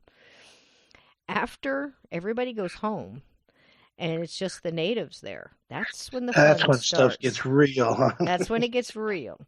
And, I'll tell you, you spend days doing that, and you just sit there. That's what you wait for. You wait for the fire to go, to get started and all the kids to go to bed. And that's when the adults sit around and, you start asking your questions and stuff. And I've heard some things, and I've had many an elder look at somebody when they ask questions and they go, we don't talk about that because when you talk Yeah. about that, it hears you. Yeah. Now, what does Well, you that got mean to you? Wendigo, you got Yeah. Skinwalkers. There's in the Smokies, there's a lake monster. There's an Indian or Native American legend about a deer that waded out into this, I think it's a little lake or pond or something to get a drink of water, and all of a sudden the water starts swirling around it. The deer disappears out of sight, and then there's like blood and fur that float up. Yeah. So, needless to say, Native Americans don't swim in this little Yeah. pond or lake or whatever it is. But that's just it. How many times have we talked about that, Steve? When the Native Americans say, well, yeah, you're having problems in that store or that development or that, office building you built it on that land. That land is cursed. We know never to be there. That was barren. They wouldn't hunt there. They certainly wouldn't, set up a village there. They stayed away from it because for whatever reason, whether it was handed down or the ability to read energy, they knew that wasn't supposed to be. Right. They wouldn't doing it just for fun or giggles or whatever. Hey, let's give this a scary name. They meant it. I mean, there's a reason we call this Valley of the Demon or whatever. Exactly. Devil's Rock or whatever. And there's a thing for it. And they'll come back. I don't know how many cases. I couldn't count them. Both hands and toes too. The amount of cases I know where somebody's gone into a house and said, well, the house is built on, bad land. The land's bad. There's elementals here that don't want you here. I can't tell you the amount of cases, and, it takes them a while to figure it out. And the next thing you know, well, you need to go to whatever native communities here and go get an elder from there and see if you can get a shaman or a medicine man or somebody that can come here and appease this entity because, you shouldn't be here. And the house should have never been built. The whole development should have never been here. And that's when you know you're really in trouble is when they refuse to even come and do anything. And I've seen that too. Like, you should have known better. You're on your own. It's like, we've been saying it for, forever. And we told people not to build here. I don't know how many highways too. There's multiple. And it's not just here in the Americas. It's all over. It's all over. They'll say this highway will be cursed. There will always be problems on this highway because you ran it right through this land. And, there's just, there's countless. I can remember watching sightings and they had like 5 or 6 of them. There was one in Hawaii and there's, just all over the place. And that's something. Even in, I think it's Finland or Norway. A lot of times the highway will go around a rock rather than blast it and remove it because they think there's spirits that live in that rock, and if you disturb their home, you're asking for trouble on the highway to come. Right. And then you're out in the woods and you hear a story, you're at a powwow or whatever, and they say, listen, the reason we don't talk about this again, because once you start talking about it, you're connecting into that energy, and that entity can hear you. It's like you're calling it. Now, how is that different? Whether it comes from an elder, very serious, around a powwow circle, trying to give you information. Well, like, tell us about that. Tell us about the Skinwalkers. Listen, Skinwalkers isn't something you want to know a lot about. Yes, it exists, and they have to go through an awful lot to get to that point where they can do that. And the things that they have to do, you just... you have to sell a piece of your soul. You want to talk about selling your soul, like Robert Wood Johnson on the corner. It's no different. It's just you're adding, more of a, I don't want to say magic because it's not magic. It's more of a spiritual connection. And it's not, it's not something you want to, you want to try to achieve, and it's serious. Skinwalkers is not something you want to mess with. I mean, you see it in a lot of movies. They'll hint on it. I can't remember that one that Val Kilmer was real young and he was in. It was a great movie, and he was an FBI agent and he was half white and half Native American, and he always tried to hide the fact that he was Native American because it was something to be ashamed of. And Hmm. I think his dad, there was some kind of connection on the reservation. Anyway, it was a pretty darn good movie.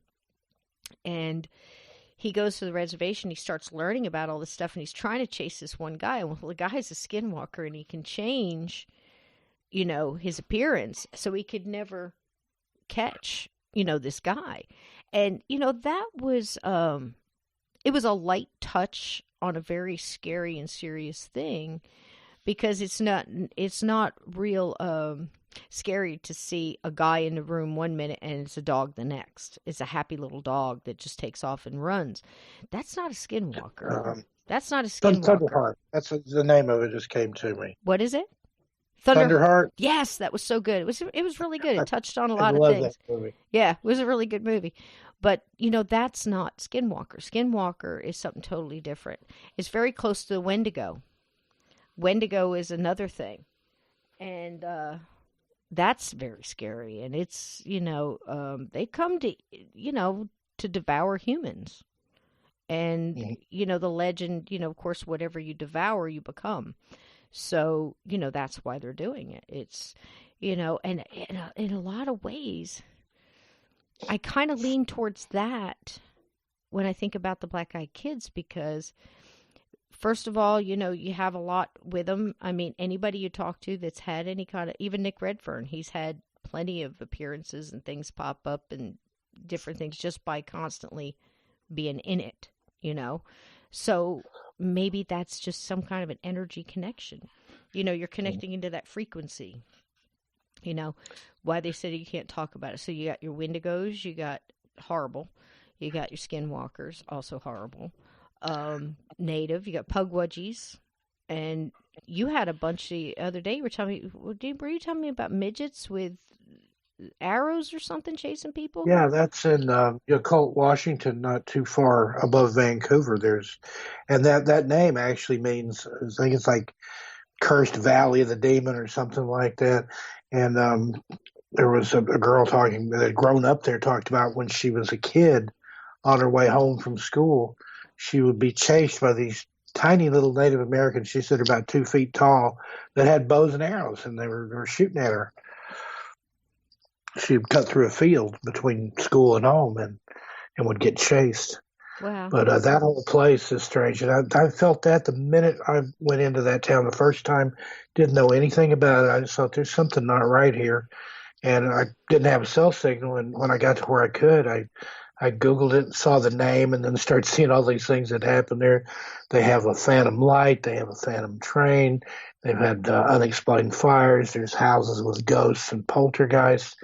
And there was a Native American legend that was very similar to the Pied Piper of Hamelin, where somebody came through and took all the Native American kids at some point, and they never came back. And a lot of the ghost things that they have happening there involve the sounds of small children. Yeah, and it's weird too. I was just thinking about how many different tribal nations, whether it be in Hawaii or, in Peru, all around the world, they seem to all have something that has tiny people, Mm-hmm. And of course they fear them, or they respect them enough, whether it be, what do you want to call leprechauns or fairies, like you said in New Zealand, they go around the rocks because they believe that there's fairies or spirits in the rocks, but they describe them as tiny people. And, I don't know whether that would constitute as a monster, but boy, when you put a spear in its hand and it's running after you, that's a monster. Yeah. You Yeah, I know? think a lot of the definition of monster is the intent that it has Yes, and how much it scares you. So if exactly. trying to do harm and it scares me, then that's a monster. Right. And I don't know how many of these legends, and when we started talking about this, I was bringing up, okay, vampires. Did vampires ever really exist? And I'm not talking about people who like the life, the nightlife, and, are drinking people's blood for whatever reason. I'm talking about vampires. I'm talking about, the immortality. I'm talking about have to have the blood, can't live without the blood kind of vampires. And, I you want to say that something like that couldn't exist. And then you start looking into some of these things and the lore, okay, and really the cases, and you think, I just don't know everything out there. I don't know enough to say it couldn't possibly. I hope it wouldn't, because it's really changed. If you think about it, it's gone from that Nosferatu to Hmm. Gary Oldman in a top hat, Yeah, looking pretty good, and then to he the changed it sparkly vampires. to to that whole My thing, and vampires don't sparkle. I'm sorry. yeah, right.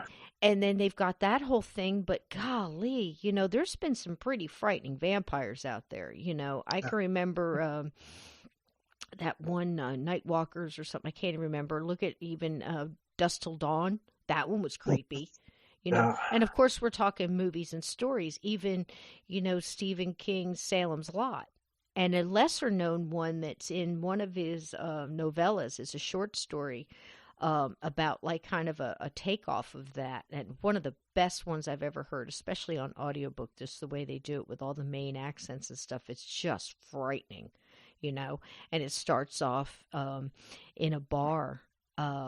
A guy walks in and it's just two old main guys just hanging out in this old pub, town pub thing. And this guy comes in, and of course there's a blizzard. There's always a blizzard in some of these stories in Maine. And the guy comes in and he's frozen because he's been walking, and he's not dressed well for Maine. You could tell he's a tourist. He's wearing a cloth coat and, probably bad shoes to be walking in the snow in. And this guy is literally half frozen to death. And they stick him in front of the fire and they give him a brandy. And he's shaking all over, and he starts telling his story. He says, my car broke down. My wife and my young daughter are in this car. And after a little bit of time, they start piecing together that this car broke down right out the outside of the road where Salem's Lot took place, Mm. and a place where they, the townspeople know not to go, and they don't go there. They stay away from there. And the guy finally talks one of the guys into taking him back. Cause like, we're not going, and he's just panicking and having a fit and saying, you've got to go back to get get my wife and my child. So they give him a ride out there in an old pickup truck, and they get to the car, and of course nobody's in it, and they follow the footprints, and the guy is just losing it because he's still probably got hypothermia or whatever, and he gets out there, and before you know it, here comes his daughter floating at him, and she's a Yeah. vampire now. Uh, we're Yeah. talking about Walter Gibson and his writing coming to life. Can you imagine if some of the stuff Stephen King writes about if it came after him? Oh my. Oh my. I just don't know. I could tell you a couple times I've, written back and forth and had him answer me and stuff. And his number one thing that he's afraid of to this day is the thing under the bed. That Hmm. something could be under the bed, And he's got such a mind. I mean, I've been reading him since I was probably 12. That's going back. Yeah. But yeah, so the whole vampire thing. When you start thinking about that, and let me in and knocking all the windows and stuff, that's some Yeah. frightening stuff. And who am I to say that something like that couldn't exist? Do I think it Yeah. does? And If then in I don't Europe, know. there's people that have dug up people, sometimes their own family, Yes, and torn out the heart of the corpse and burned yes, it yes, because they think that the person was a vampire. absolutely. So that's a pretty strong belief for something Mm-hmm. that may or may not exist. What did they know? That Mm-hmm. you would, in one case, it was people's And daughter that they dug up and cut right. her heart out and burned it, and they And put the what they ashes in her mouth or something, like some weird ritual to I guess it worked because she didn't Right. come back. And same with werewolves. I mean, you have that Uh-huh. to such a degree, especially in Europe, about these wolfman type entities attacking people. And, you've got that now with the dogman type creatures and things. And in Exactly. Michigan and places like that is something that's very canine, or like you said, a hybrid of man and beast. And I don't think people in Europe were just sitting around bored and think, hey, I'm going to make up a story about something that's half man and half wolf and runs out and kill people. No, they actually dealt with it. I mean, there were reports of farm animals that had been shredded, and then occasionally people that they would find with their throats ripped out and things. Yes. So might have been wolves, might have been, some kind of predatory animal, but people that saw it claimed that it ran on two legs like a man. So, There's an awful lot of a lot more than I thought.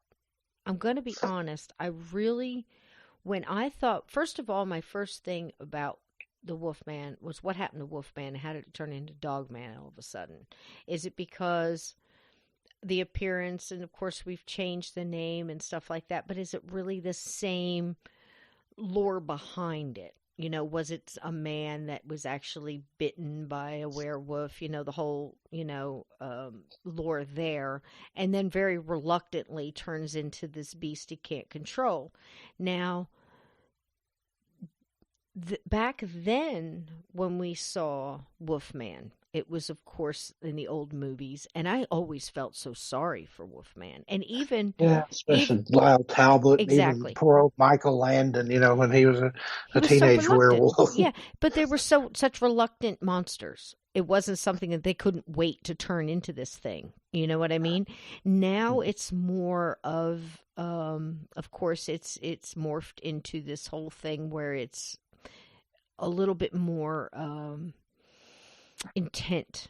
Do you know what I mean? It's like a Yeah, bloodline thing, and now but I don't know if Wolfman and the Dogman thing are one and the same, or people seeing the same thing, if I it's think really they're something related separate. just Yeah, as much, as a wolf and a dog are. There's some right. similarities there, but yet some stark differences too. But Uh huh. I'm not sure, what the difference is other than one part wolf and one part dog, or why, like you said, that all of a sudden we have dog men now. And Hmm. I've only heard of that probably in the last 10 years or so.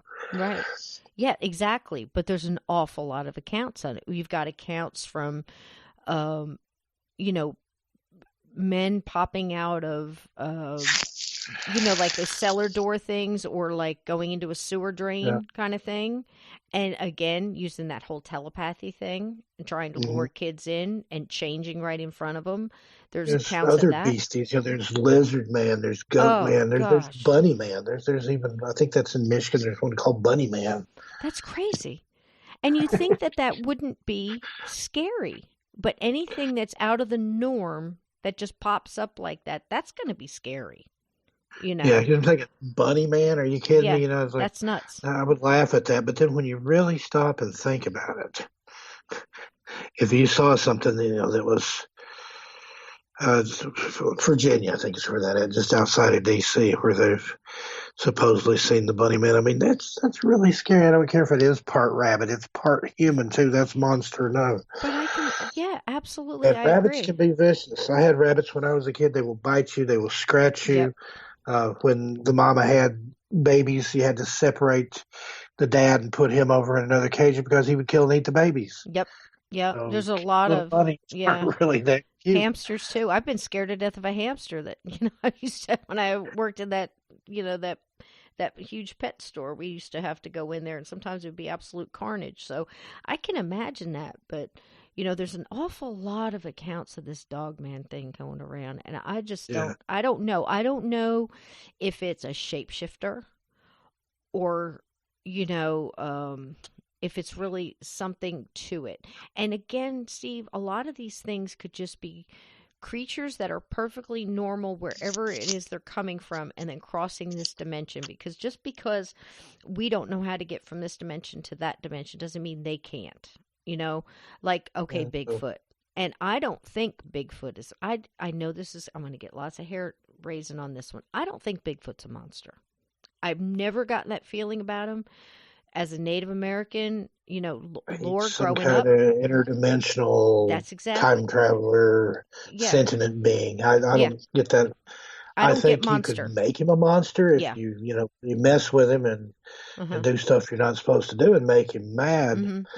And just incidentally, I was being facetious about Bunny Man. That's not half man, half bunny. It's actually believed to have been somebody in a bunny costume with a hatchet that was killing people. Oh, But well, that's but scary too. still, was it a person in that suit? Who knows? Yeah, yeah.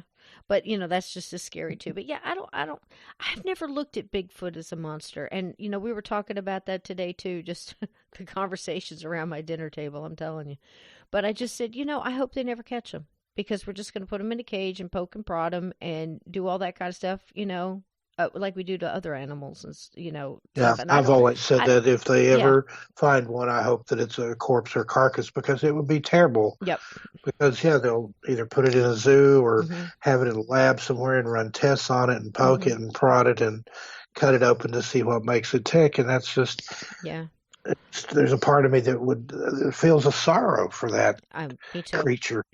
Me too. And I don't even know that it doesn't have some human tendencies. It could be just from Yeah. another dimension and it's just human in a And I think different that's the stage. Native American in us Hmm. that causes us to feel that way toward Yeah. Sasquatch. Yeah. That's exactly how I feel. I mean, whether it's whatever you want to call it, abominable snowman or, whatever in Alaska, whatever. I just don't. I just don't think. I think animals have changed over a long, period of time too. To fear us even more than it used to, they even used to, and they have every right to. I mean, but I have no problem walking in my back. I was in my backyard the other day. I had a goose. I had there was a raccoon. It was hanging out at the side, munching on a corn cob. I mean, I just like everywhere you looked, there was something else. But they've known in this yard, the chipmunk will eat with the duck, and the duck will eat with the raven that it's out there, and it's just like everybody's chill. But if you walk up into their territory in their forest, and especially or woods or whatever, and they've got young that they're protecting, or if they're scared or hurt or just startled, anything can run at you. Have you ever seen somebody chased by a flock of geese? It's not pretty. Oh yeah, I It's was not chased by pretty. geese when I was a kid. Yeah, The or only thing you can raccoon. do is get him by the neck. If you get one by the neck, he knows he's done, and it takes the Yeah. fight out of him. But they'll peck you, they'll bite you, they can Oh take a yeah. piece out of And you it with hurt. that beak. I'm telling you, they sure will. And they're not playing. But like I said, I can walk up right out into them. Um, but if you're in their territory, it's a different deal, and they're going to react different. So if it's a Bigfoot, and I don't know why I think this, but I really think that they have that telepathy too. Do you see what I Hmm. mean? Like, do you ever hear those old stories, like back in the day, where a cop comes along and there's alien lands or whatever, and they happen to come up on them, and the alien would look at him for a second and kind of read him, and the police officer would go to pull their gun because it's a natural reaction, and they just melt the gun or knock it out of somehow knock it out of their hand and Make take it it out. hot so Yeah, they couldn't hold exactly. on to it, have to drop it. Exactly. Yeah. I mean, I've heard them too. I mean, there's thousands and thousands and thousands of accounts of this. And it's the same way with the Bigfoot kind of thing. It'll kind of stand there for a second and read you. It just wants to get away most of the time. But you've got a lot of these accounts too. What was that, Boggy Creek or something, where like they're in the cabin and he's like banging on the windows and stuff. Yeah, that would scare you. At that point in time, it looks like a monster, you know? Mm. And that's scary, But I just don't get that feeling with them. And I really think they're interdimensional. I think that for some reason they have found a way to get through, like portal or whatever. And maybe this food over here is better. Maybe they come into, Yeah. hunter gatherers. They're grabbing the food and they're going back over, and we're just like in their way in a lot of ways. And there's kind of a UFO connection there too. A lot of I think times, so. similar have sightings of the same, in an area. But maybe it's like, well, the UFO goes through, and the Sasquatch is like, hey, there must be a portal there because that thing disappeared. So I'll follow it, and poof, here it is. So who knows? Yeah. I don't think they're connected. I don't think Bigfoot drives a flying saucer or anything, but Nope, me either. there's something in there where they're fellow travelers along Mhm. their There's some black kind of holes or connection. wormholes or whatever they use to get Uh-huh. here. There's some kind of connection to something um UFO related, but I don't think they're aliens. I think they're extra dimensional. I really do. And just Yeah, like I anything agree. else, like you got the grinning man coming over, you know, does it just come over because it can? Or is there something here at once? I mean, that's some scary thinking about it. You know, you just got a tall man with this, like, very much like a Joker smile, and it just Hmm. stands there and grins at you, and it So knows you there, know yeah. it's there. That's scary. And then you turn around to look at it and it's gone. I mean, I used to live out in the country. I've told you 1,000 stories of the stuff I used to see when I was driving home. I'd have a 30-mile drive, cornfields and farms on both sides, mostly, you know. And Hmm. you're going through those cornfields, you feel like you're the only person there. First of all, you're in a car, corn is high, you know, anything can jump out, you know. And that's when my son, you know, he saw it first, but it was a small, what would you would probably think is a Bigfoot. But I tell people, and I laugh because I didn't see its feet, so I couldn't tell you it was a Bigfoot. But it looked like that, you know. So people say, well, why didn't you take out your camera? Well, first of all, we had cell phones. I had like a flip phone, but it wasn't really like the cameras like you have now. I was driving. There was cornfields on both sides of me, and you're just really always looking like 5 car lengths ahead of you because a deer could dart out. Kids running in the corn, you know, teenagers back in the corn getting high and chasing each other, you know, come running out to the road. You never know, you know, something's going to run out in front of you. So you're always kind of watching all the time. And then all of a sudden there's this break, and then you just pass by him, and there he is, big old lip hanging down like he was pouting almost, and just a sad face, gray, I want to say grayish, maybe it wasn't black, so more like a grayish brown. Sounds funny, but that's kind of what it was. Fur, um, and just standing there with both its arms hanging down. And you know, why didn't you stop? Why didn't you get out? Well, for one, I had my child in the car with me, and being the fact that he was on the passenger side and it was on the passenger side of the car, my kid was closer to it than I was. And as a mom, you want to get your kid away from the danger if there's danger, you know?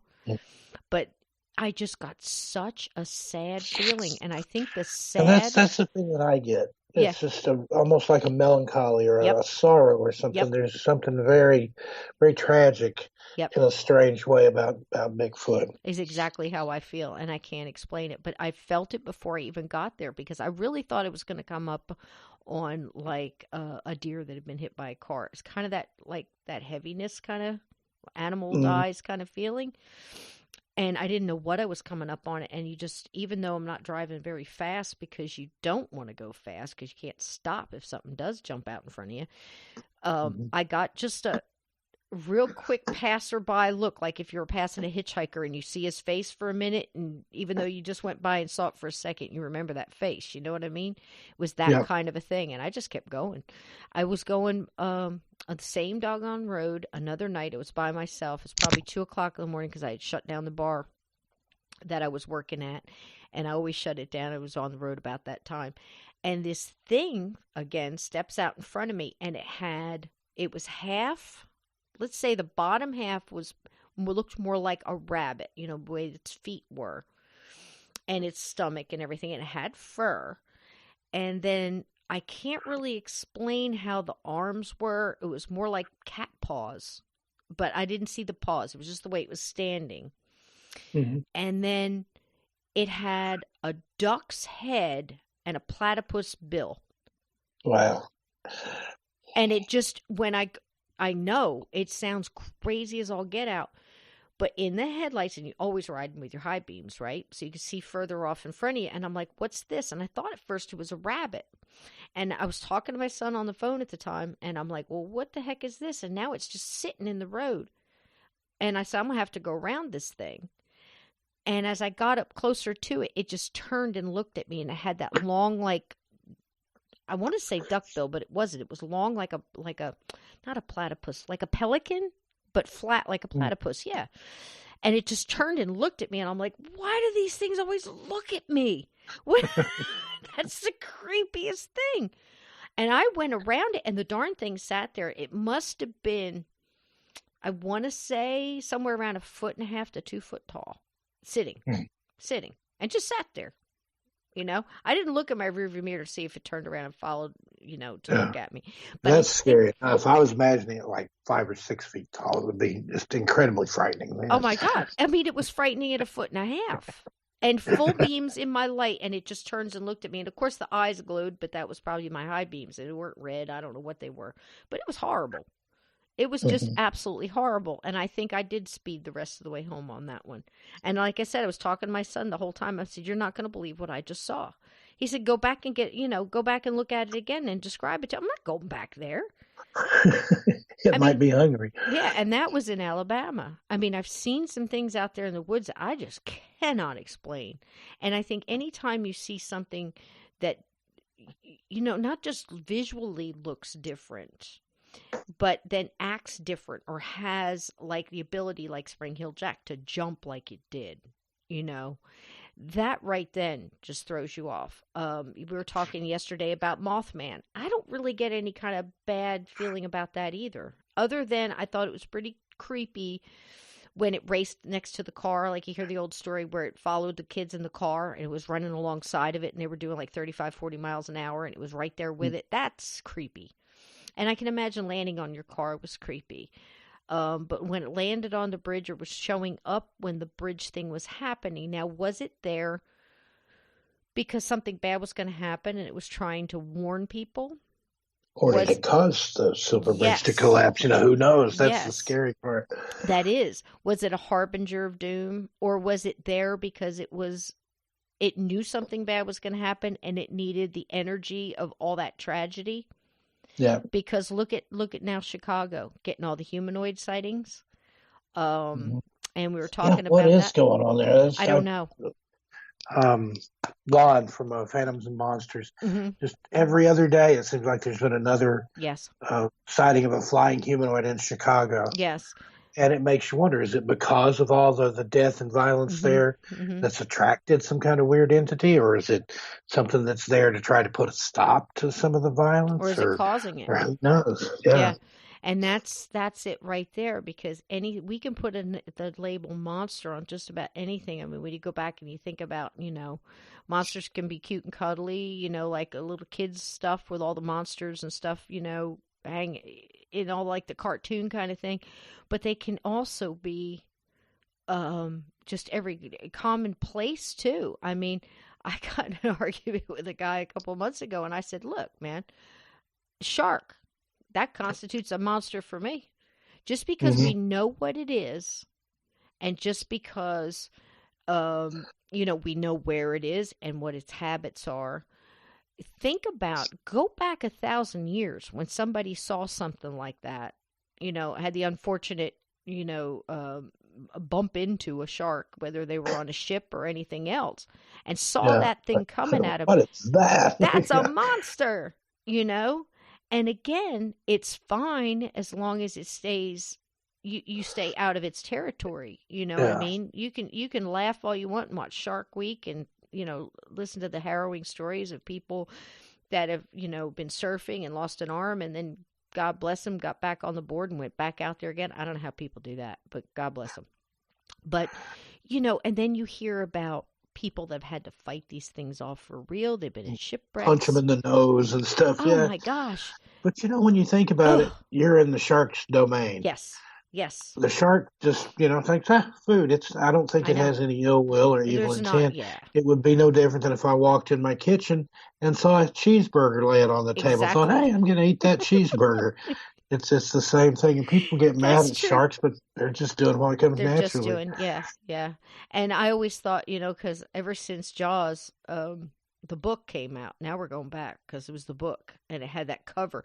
I'll never forget the day my sister handed me that book. It was almost like a rite of passage or something. Like, you're old enough. You're old enough to read this here, and handed it to me. And I think I was like 11 and maybe 12. and she handed it to me, and boy, I devoured that book. I was just like, what? That was Yeah. a well written book. The movie, was great too, but the book was even Mhm. better. And I would sit, of course, I was here on the Jersey Shore, and every day I'd walk to the beach and I'd go in the water. Well, about chapter two, I didn't go in the water as quick because we have one of the largest great white breeding grounds right here off the Jersey Shore between here and New York, which is not very far. I mean, it's right here. And they do come to shore. And I sat that year. I've probably read that book 3 times. And you would sit on your blanket on the beach. And back in the day when everybody had books, when you walked by, you would always turn around and see what everybody was reading.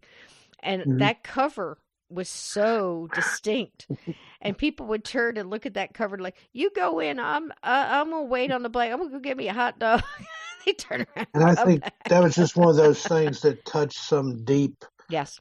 primal fear in us. Because I knew people that wouldn't go in a swimming pool Yeah. after read the book or Right. seeing the movie, and that's as ridiculous as Yeah. driving down the road 100 miles an hour and looking to see if the black-eyed kids are, Yep. right behind your car. Yep. But it's that same sense of, no. Yeah. Well, I'll tell you something, people. When you're thinking about it, like I'm all cozy and stuff, and I'm here on dry land. I live right here on the Jersey Shore, and Sandy brought that ocean to my back door, and there was all kinds of things in my backyard. My neighbor, who has a deck that does, it's not much higher than my yard is, and there was so much water that we could stand on his deck and look through the boards and see the fish swimming underneath. And Wow. about a mile up the road, going more towards Seaside from where I am, you the ocean really came up, and it came up several blocks, and there were people that were taking pictures in their like second floor windows and looking down, and there were sharks swimming in their front yard. Wow. And that gave me Time to chills. move. That gave me chills because are you kidding me? No. Oh, I would have lost it. I would have lost it. Yeah, am not big on the whole get in the boat thing. And no, no, I'm sorry. It's just not for me because, like you said, that's their territory. And like you said too, that it's not a monster; it's just doing its thing. But then again, isn't every monster?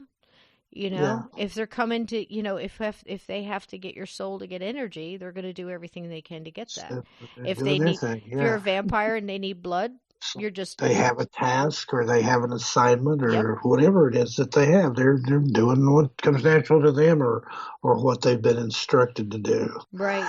So whether you're talking about an alien or any of these other, you had a one that's the craziest one I think I've ever heard, even crazier than Spring Hill Jack. What's the newest one with the almost looks like an alien with the big collar and the red eyes? What is this? I talk about the Flatwoods Monster. Yes, what is that? That's actually from back in the 50s. That Oh, was in okay. West Virginia. Kids were playing out in the front yard. It was about sundown or maybe twilight, and they saw something streak through the sky. And I don't know if they heard anything or not. Probably heard a pop or an explosion. And then they saw this red glowing light coming from like a couple of hills over.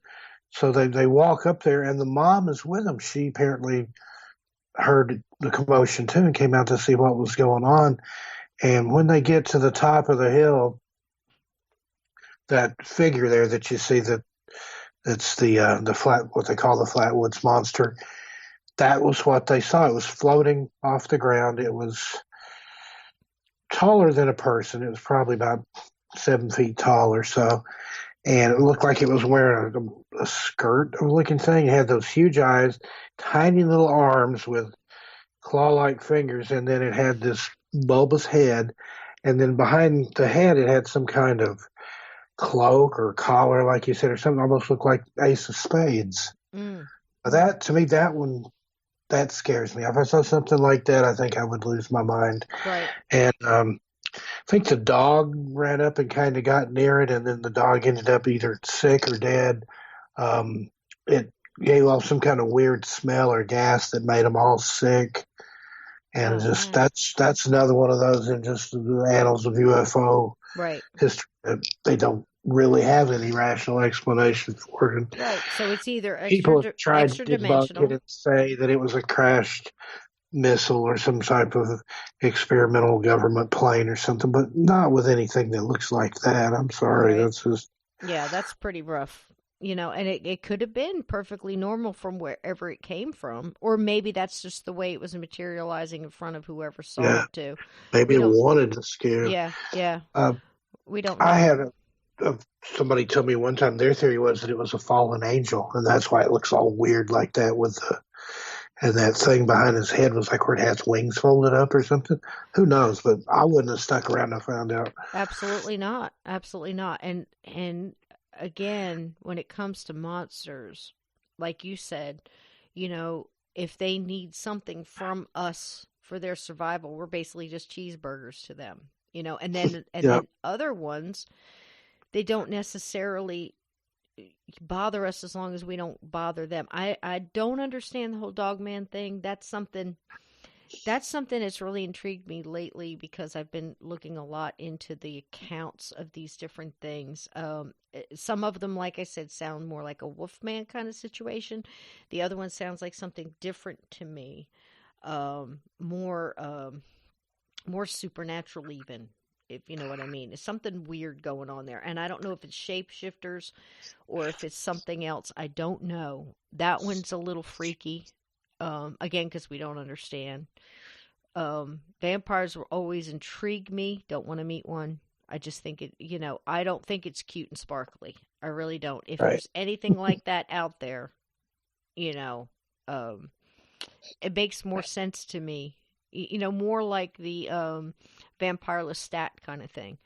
It's Hmm. it's possible. Who are we to say it's impossible? I can't prove it isn't, and I can't prove it is either way. Right. But there's so many different accounts of these different monsters and different lore um, going through, and some of them, of course, could be just malformed. Like this whole chupacabra. I've watched the chupacabra go from that little spiky-headed thing with the red eyes in Puerto Rico to almost like this unfortunate dog that has mange kind of look. So I don't know what happened there. Do you know what I mean? I think that Yeah. changed. I And that think, reminds me of another New Jersey Montauk monster. Have you ever seen pictures of that? yeah, Whatever it is. yeah, that's pretty, you know, yucky. I don't know. There's an awful lot of stuff, that can happen. Like we see all these like two-headed fish and stuff like that. The waste and the nuclear crap and toxins and things like that. Where just things are malformed. And then all of a sudden, if we don't understand it, we call it a monster. But what Yeah. I'm talking Well, it's about, something like that that's been in the water for a while. It's yeah, probably been nibbled on. It's lost yeah, its hair if it had any. ugh. I mean, even something normal looking would look weird after being in the water for 2 or 3 weeks. There's so many weird things, Loch Ness monster. I don't really think that's a monster either. I don't understand it. It's been around a long time. I don't know how anything could live in that small amount of space and still be living after all these years. The But most it's intriguing. interesting theory I've heard about the Loch Ness monster is that it's some sort of elemental creature or being that Aleister Crowley conjured up. He lived in I think it was an old abandoned church or something that was on the shores of Loch Ness. Mm, And they said that when he was there doing his magical workings and things, that the inside of the house would be black even in the daytime. It'd be dark inside. mm, But then I've also read that there were sightings of the Loch Ness monster that predated Crowley. So yeah. did he conjure it up or did it conjure him there? Who knows? Well, chicken or the egg. There's that too. Yep.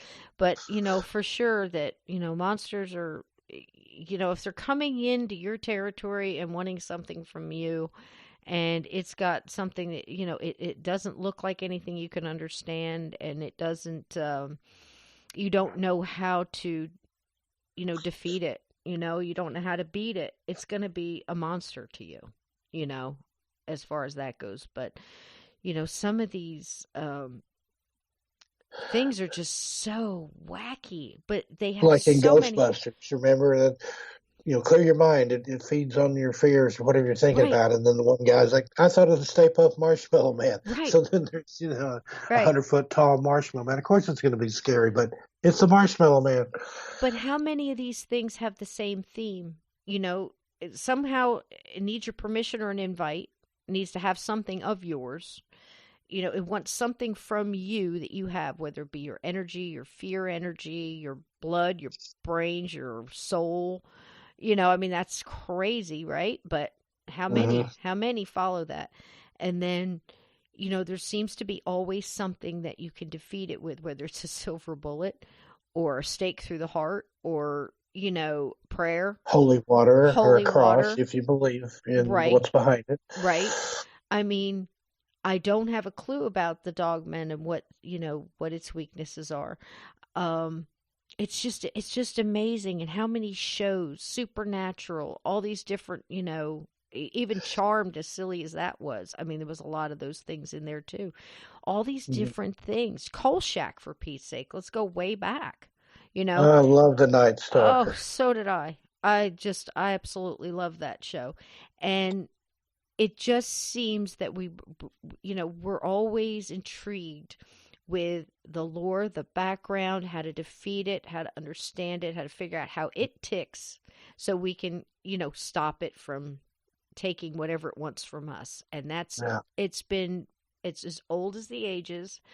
And And that's what I liked about Kolchak. He'd yep, always do like, the headless motorcycle guy. He just wanted his head back. He yep, didn't necessarily want to kill people. yep. He just wanted his head reunited with his body. Interesting thing about that show, that character is based on John Keel, who's a Mothman Prophecies author and lots and lots of books on the paranormal. And he was an investigator that worked for a newspaper. That's where they got the Kolchak character. Amazing. And I never knew that till you told me the other day. I just thought that was so amazing because I'll tell you what, when that show came on, I was 10 inches from the TV sitting on the floor just glued to it because that was the cool part about it. He would tell you the lore. He would tell you how to defeat it, figure it out.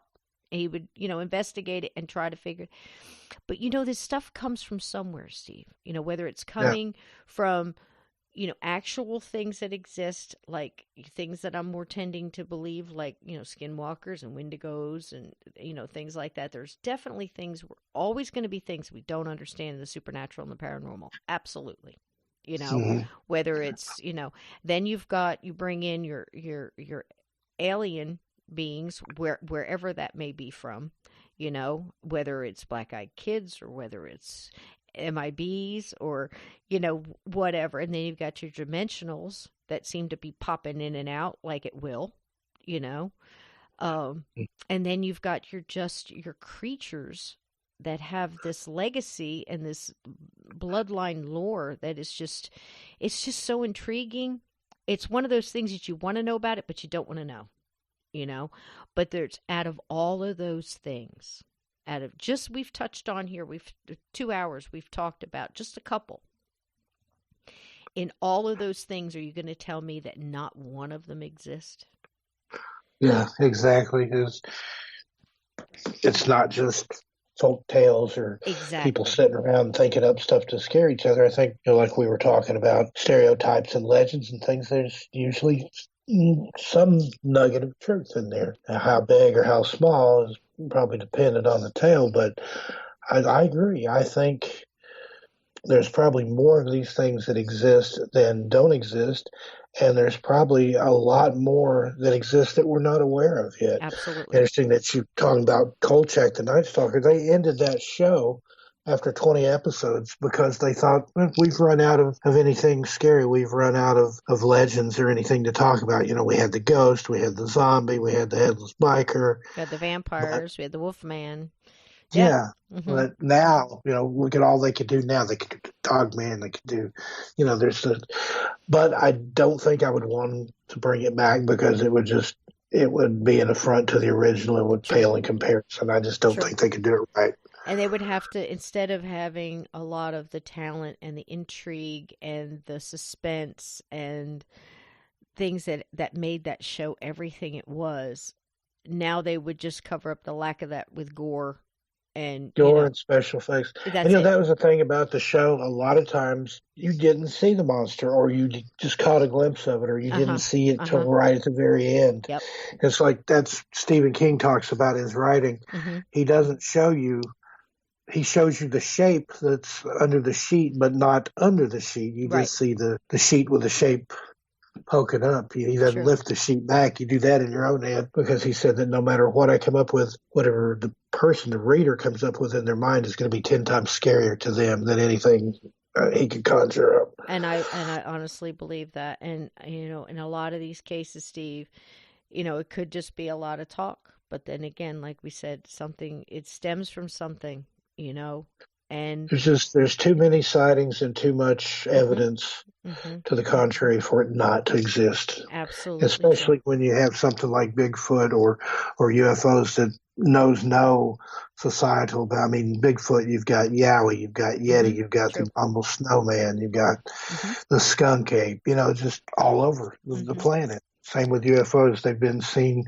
everywhere, even as far back as ancient times, based on carvings and stories and things. So those two in particular, and as well as ghosts and things like that. It just, hmm I don't think if it were just a bunch of hooey that it would have been passed on and passed down the way it has. Absolutely true. Absolutely true. And you and I have both sat in situations where we've been in, surrounded by elders who have passed down that information over decades and Right. decades. And, And it's not like sitting around saying, let's think of something good to scare right, the kids. right, They're dead and serious about that stuff, and they take it very, very seriously and expect you to take it just as seriously, too. absolutely true. Absolutely true. You And get let out the powwow. I have been around people that just didn't seem quite right. There was something up different, and you just know, okay, let me walk away from that. I've seen plenty of that too. And there's definitely stuff walking around out there that we're never going to completely understand. Yeah. And I think many of people have come up on stuff like that. Then when they finally did understand, it was a little too late, Mm. you know, and we're never going to hear from them. Maybe, we'll have a lot of these answers, but, like I said, I'm in no hurry to get them, you know. Um, That's the ones that let the black-eyed kids in, yep. or that left with the UFO, or that took Bigfoot's hand and walked off into the forest. You never know. Exactly. And we're not going to hear from them, like I said, but there's just way too many stories of these intriguing creatures. And, I like them right where they are at, far off and away, and in, a book, and you can close it and walk away, because I know many people that have come up on some pretty strange things, and I have in my life, you have in your life, that we'll never be able to explain. Mm-hmm. A lot of times they say they're harbingers or whatever of something bad happening, or they're there because they know something is bad is going to happen, and they want the energy, like I think Mothman might have been, like I think these things in Chicago might be. Um, and that's just really scary. There are more things in heaven and earth, that are dreamt of in our philosophies, and that's absolutely true. Yep. And, you can't just poo poo it and let it go. So, we're going to do a whole lot more monsters. And, Steve, tell everybody where we can get your books again. It said Kindle. My books are available exclusively on Kindle right now. They're Amazon.com. Strange Things in the Woods, More Strange Things in the Wood, and My Strange World. You can find me on Facebook. Love to hear from my fans. My email's at the back of all my books. You can write me, contact me any way you want. Um, got more books coming soon. I'll leave that right there. And yeah, I've totally enjoyed this. I had all these notes and then barely touched on or used my notes. We went so many different directions. I We know. didn't hit all I planned on, and then hit a bunch that I hadn't even thought of. So But we're going to do we need to monsters at too. least do a part two. Yes, to Yes, this. absolutely. Because they're like we said, there's so many different ones, and the legends are just so exciting. So we'll definitely have to do a monsters part two. And I'm scared to go to sleep now, Steve. And I'm sitting here looking at two great big glass panels, and I'm looking off into the woods, and I'm like, I got to go out there and shut my fountain off. I'm gonna creep out now, man. It's just the Jersey Devil or a guy in a clown mask and tube socks. So That's scary. nothing to worry about. That is so scary. I don't know what I'd do if I see this. I think I want to go out there armed. I love you, my brother, and you have a good evening. And thanks so much for coming on this side of the gate. Cisco. Thank you for having me on. I'll see you on the next term. Yeah. Okay. Well, I just hope there's no knocks on my door now, love. Have a good night. Thank you to my buddy Steve Stockton for coming in again and talking a little bit on monsters. We're definitely going to have to do a part 2 and probably a part 3 to get in all of the different lore and cryptids and monster intrigue that's out there. There's just so many. There's a few of our favorites tonight. And I would also like to take a moment to mention some of my favorite podcasts and tell you guys a little bit about the people that run them. My podcast, I do it by myself. There's no editors. There's nobody to do the research. There is nobody to schedule, upload, and do all the things that needs to be done to get this podcast out once a week for you. So for those others that have come way before me, and there's just so many wonderful people, too many to mention, but they're out there doing the same thing, and a lot of them are doing it on their own as well, just to bring you information. And with my podcast, the reason I started it is because I figured, gosh, if we got some information out there and we set up a group page like we have at the Journey Through the Gate Paranormal Portal podcast on Facebook, people could get in there and discuss their experiences, maybe reach out to somebody else who had one that was similar to see how they got through it or what they did about it or how they handled it or got rid of it.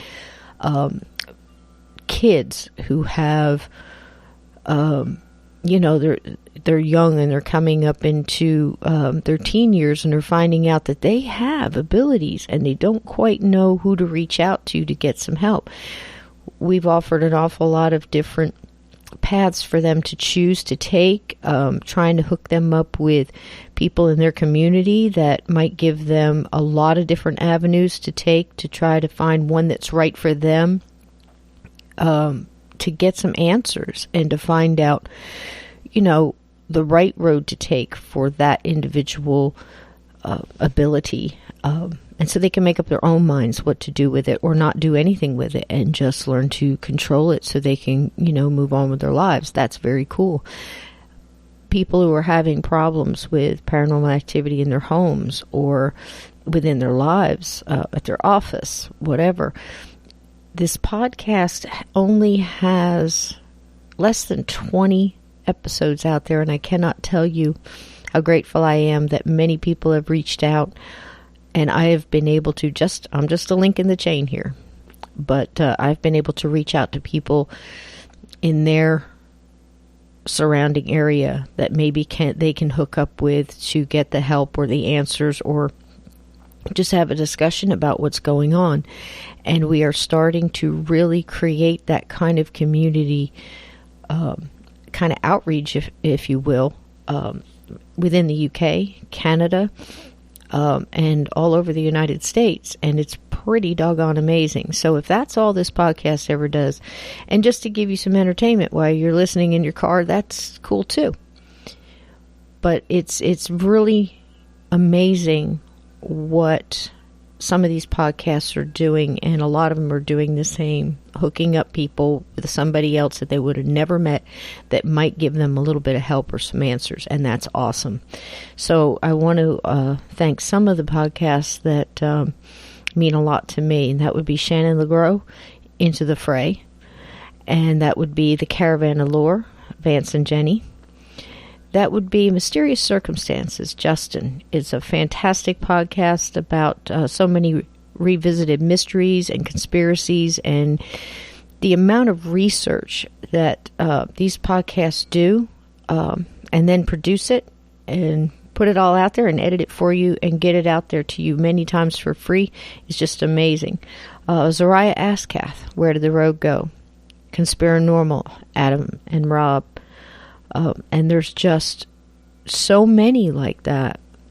And without them and others before Breaking the Road, we wouldn't be here tonight talking. So, and of course, none of us can do it without you, the listener.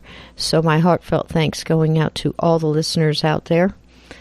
And just, keep listening, pass it along.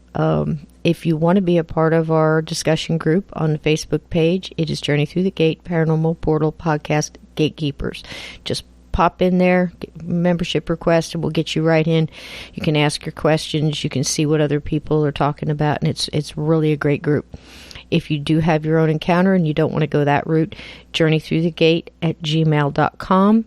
I check that email every day. We're compiling a couple of shows for listener stories, and I will read most of them for you, or you might be able to come on and read your own story or tell your own story. So we thank you so very much. And this podcast is really growing into something that I never thought it would. And like I said, if it helps one person, cool. But we are well up into double digits now, and that's just beyond my wildest dreams. So thank you, dear listener. And just remember, keep your feet under those covers. Keep your closet door shut, because there are things that go bump in the night.